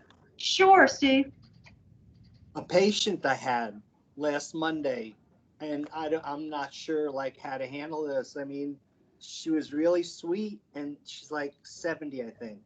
And she's like kept winking at me and making these like suggestive things. And then she wanted to make sure that I helped the nurse move her and stuff because she had MS, and maybe some insight as how to, I kept my poker face, and I was very professional about it and sort of smiled. And but you know, it had those innuendos to it, and I was a little caught off guard. But in general, I just act as professional about it as possible. But any suggestions or ideas would probably be helpful, especially when it comes to like, oh, you got to help move me and stuff. And, you know, because it's obvious they just want to, you know, have touch sensation, I guess. I mean, I don't know, but it was strange trying to like wiggle my way out of that and focus more on objective, like, let's make some jewelry. Right. So, You know, in the world that we live in, you would definitely want someone else in there with you when you're talking to this patient. I would oh, we recommend. were always in a public. Yeah, we were always in a group. That's for sure. I never Yeah. went Right, in a right. private room like with this person. The best thing to do is to be upfront and honest that it's making you uncomfortable. You can talk to your patient and tell them that it's making you uncomfortable, and it's not appropriate to talk like that. I mean, they might not like it, but you have to let them know your feelings for them to at least be notified of your concerns. If it continues, definitely talk with your instructor. If you are a nurse already and something like that occurs, you want to talk with your charge nurse or manager to see. Now, we also have to recognize that if the patient had any form of dementia or cognitive problem, it's going to be a little slightly different. You can still say the same thing, Steve. You can still say the same thing to them, let them know how you feel with witnesses at this point in life. But at least you have documented it and you have said it. I mean, you've said it. Okay. Yeah. So basically that is considered inappropriate, right? And yes. That, you know, for me, yeah, see, that's what I wasn't sure whether I should just sort of smile and say, you know, oh, okay, but it did cause me to feel uncomfortable. So that's why I'm saying any suggestions are helpful because, you know, I wanted to make sure I approached it in a professional way, but just sort of smiled it off. But then she kept doing it. I guess the more that, you know, I didn't sort of stop it and say it was not appropriate. Right. Or you can use a less harsh term instead of appropriate. Say that something to the effect like, I don't know, I need another word. What's another word, class, that we can use to make it not so harsh with that patient? Okay. You could just flat out ask her, please not to talk like that. You can do that. I mean, everyone may know her. She's like, she has this elaborate room. I mean, almost all the students went in there. And she has this beautiful room, and she was very pretty when she was very young. And she's still fairly bright. And okay, I just wanted to hear what you had to say about that. Now, I have to remember too, you have to find out if there's some kind of cognition problem, because she just might be just talking the way she talked when she was younger, you know. So you have to know a little bit more about this patient to know how to approach her in the best manner. She was evidently a model too. Yeah. She was a model. So I guess this exhibitionist type of behavior is consistent with her personality. So that's why I wasn't really like wanting to put a crimp on it in a way, because that's the type of nature, I guess, that she is. Right, but it's really not fair to male nurses either. Listen, I had a man, an old fella, who grabbed my boob one time, my breast. And I politely took his hand, and I was careful not to touch his fingers. The reason for that is because he could grab those fingers, to be careful. And I looked at him directly and I said, this is not appropriate behavior. And he kind of stopped and he didn't do it again. And I was alone with him, obviously, you know, because I was a nurse. But if you're not real sure exactly, since maybe the patient, you're not sure about that patient, check with your instructor to see if they have had issues with that patient before and see how that has been handled.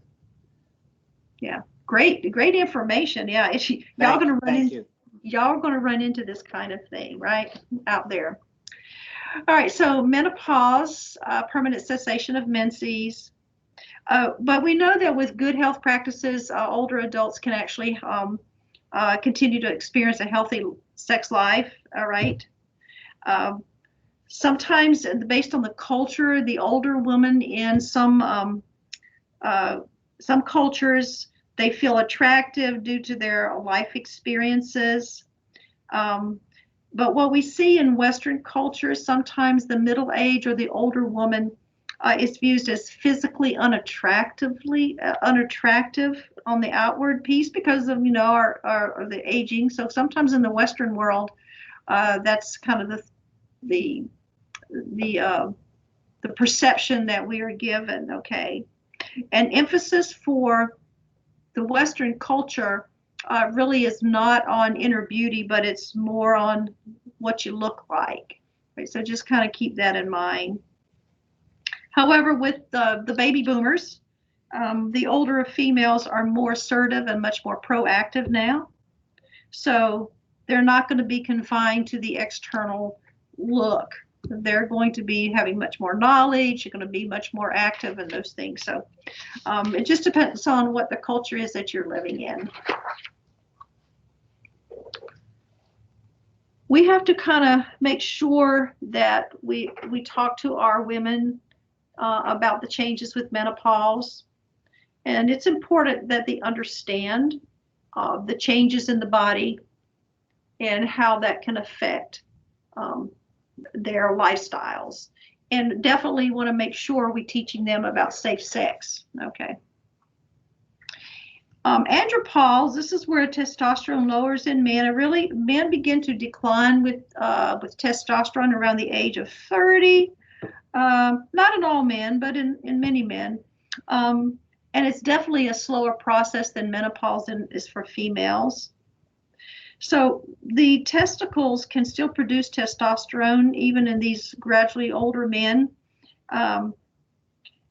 When these levels do fall, their testosterone levels, remember the follicular stimulating hormone and the luteinizing hormone, those are increased naturally by the body to try to increase the amount of testosterone that is being produced. So men can still produce testosterone, of course.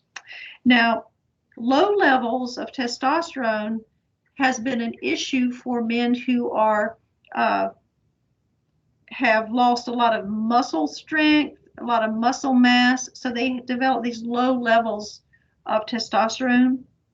So because of that, it could lead that male to not be interested in sexual expression or even limit their activities with sexuality. So again, that has a lot to do with testosterone in men. We do know that there are misconceptions by healthcare professionals that older adults are not interested or even capable of having sex. All right. Sometimes younger nurses have a kind of a nervousness about talking to patients about sexual things. It's not uncommon. It's better to work along with someone who's much more seasoned if you have those kind of feelings, that are afraid to ask questions about sexuality. And then you will learn from those nurses how they have approached that. Right. So we do want to make sure that we are discussing the sexual activity as much as we have to or need to for our older adult patients.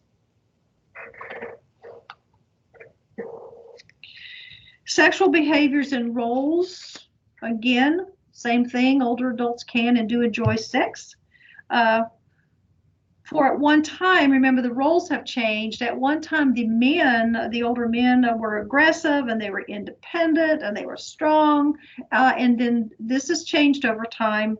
And when women were gentle and they're pretty and they were dependent on their male counterparts, but this is not the case anymore. All right.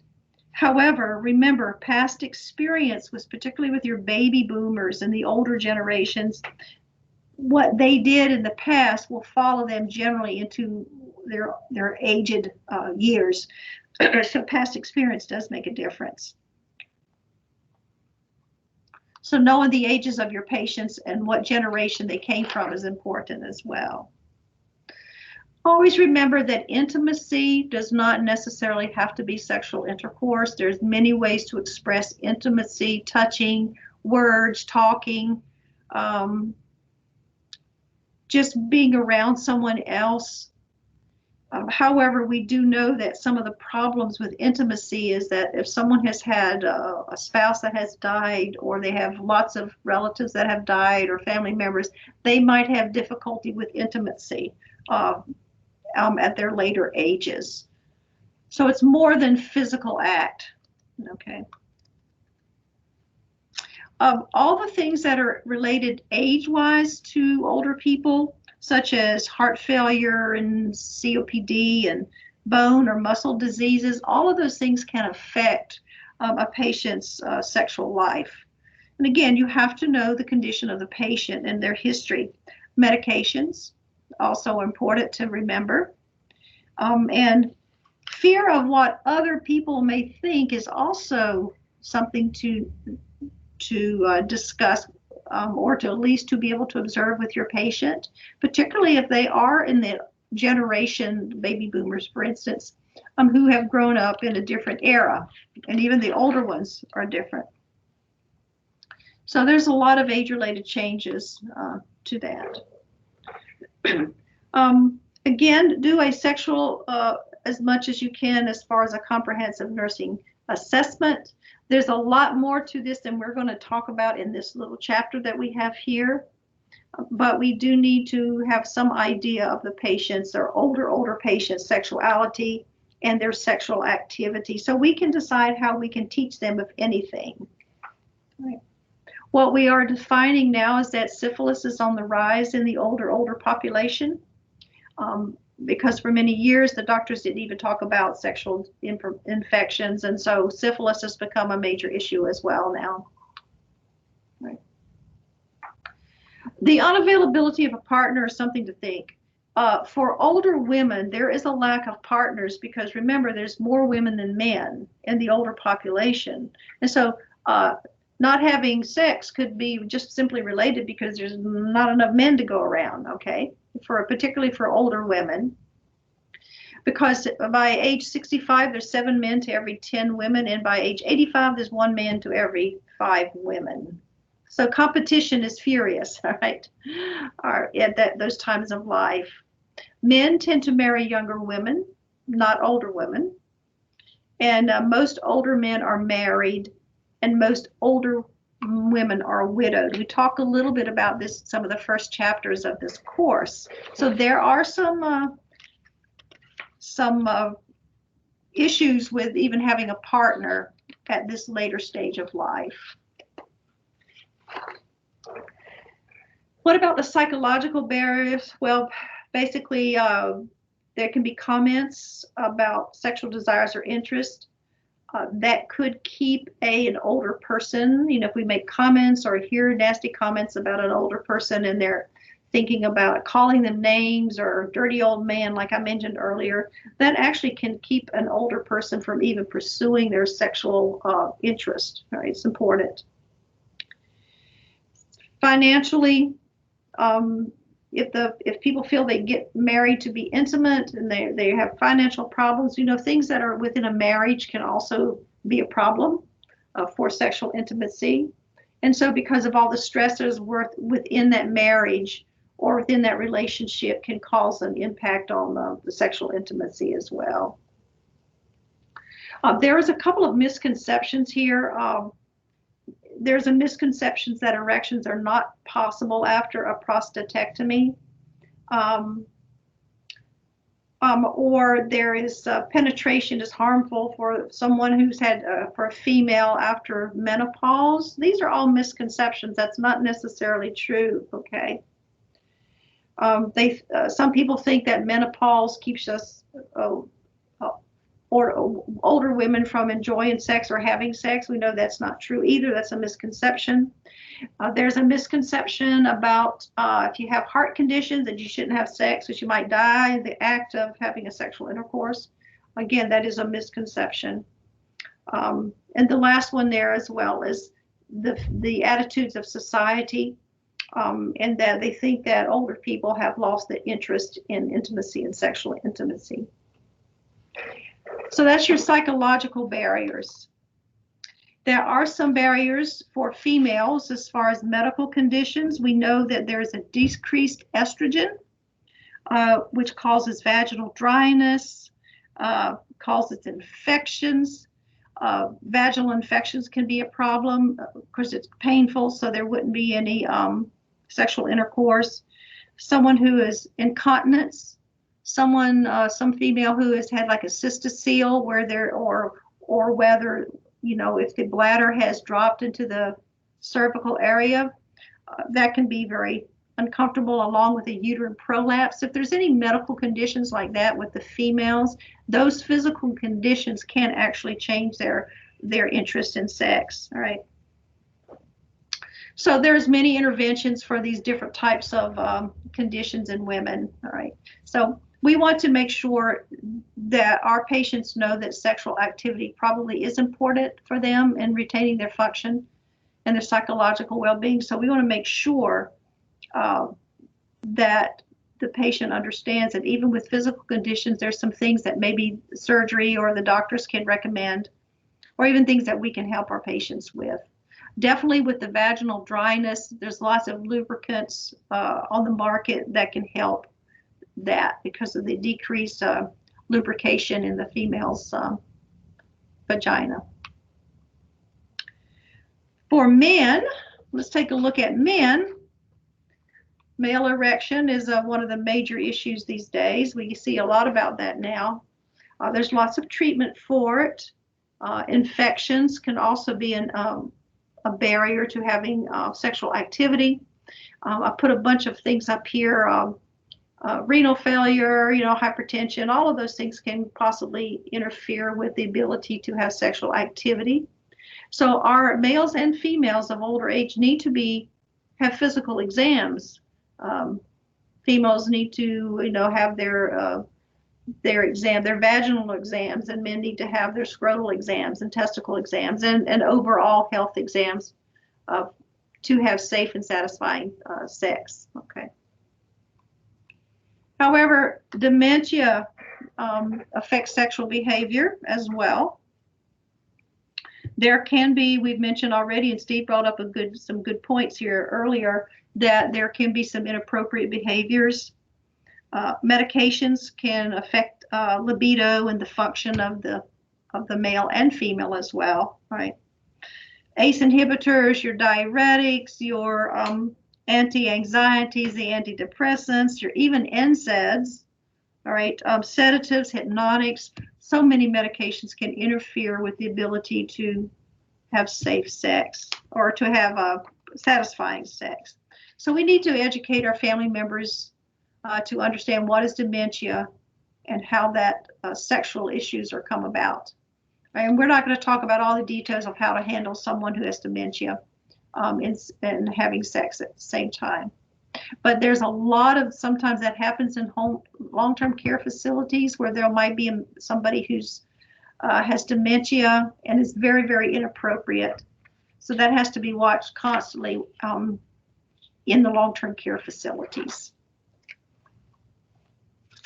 So how do we promote sexual functioning? Well, sometimes there are some problems that we have to address. For instance, if someone has had breast removal or a colonoscopy, a colostomy, or there's a lack of privacy. So all of these things have to be addressed with our patients so they can go ahead and enjoy their sexual life. So we do need to do some basic education. We have to be realistic in their sexual functioning. And they're actually nurse practitioners who specialize in sexuality and functioning.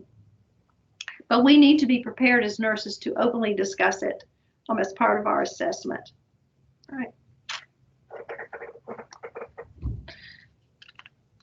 Oh, here, I'm not quite done. So some of the other things, what we could look at is like their double beds and facilities may not be available, or to share the same room may not be available in some of these long-term care facilities. So we want to be very particular for especially those who are institutionalized. If the man and wife who share the same room, that would be great. We want to make sure there's privacy. Remember, we talked earlier that we want to make sure that they have an opportunity, if they're consenting partners, to have some type of sexual intimacy together in the long-term care facilities. And everything is all about individualizing your plan of care based on the patient's needs. Okay. So the last part of this is an assessment called the Plicit assessment. There is a document in Canvas that describes how you would do this particular sexual assessment. There is a video associated with this. There's a link. I would like for you to take a look at that. I don't want to spend 45 minutes on that today, but it's very interesting to see how a nurse and a nurse practitioner will actually assess a patient. But just know that there is a Plicit model. Basically, there's a permission. We have to ask permission of the patient. We have to provide information as much as we can. We offer suggestions. Maybe the patient's having problems with medications, and maybe we could see if there's a way to change medications. Maybe that's what's causing them not to be able to have satisfying sex. Lots of things. And so I think just to know what the Plicit is really all I'm going to ask you. But that video will go into much more greater detail and actually show you how they are talking to those patients in sexual assessments. That's generally done mostly by nurse practitioners or specialized nurses who have focused on sexuality in the older client. So that might be something you just want to take a look at when you have an opportunity. So that's all of this chapter. So I think the takeaway from this is to remember that we want to help the patients understand how aging is affecting them sexually, how their current conditions are affecting them, what can we do to help the patient, provide privacy, and what else is there that the patient might need for satisfying sexual life, and not to listen to all the myths and the misconceptions, and make sure you try to clarify that or clear it up with people who do think all those things about the older patient. All right. Any questions about that?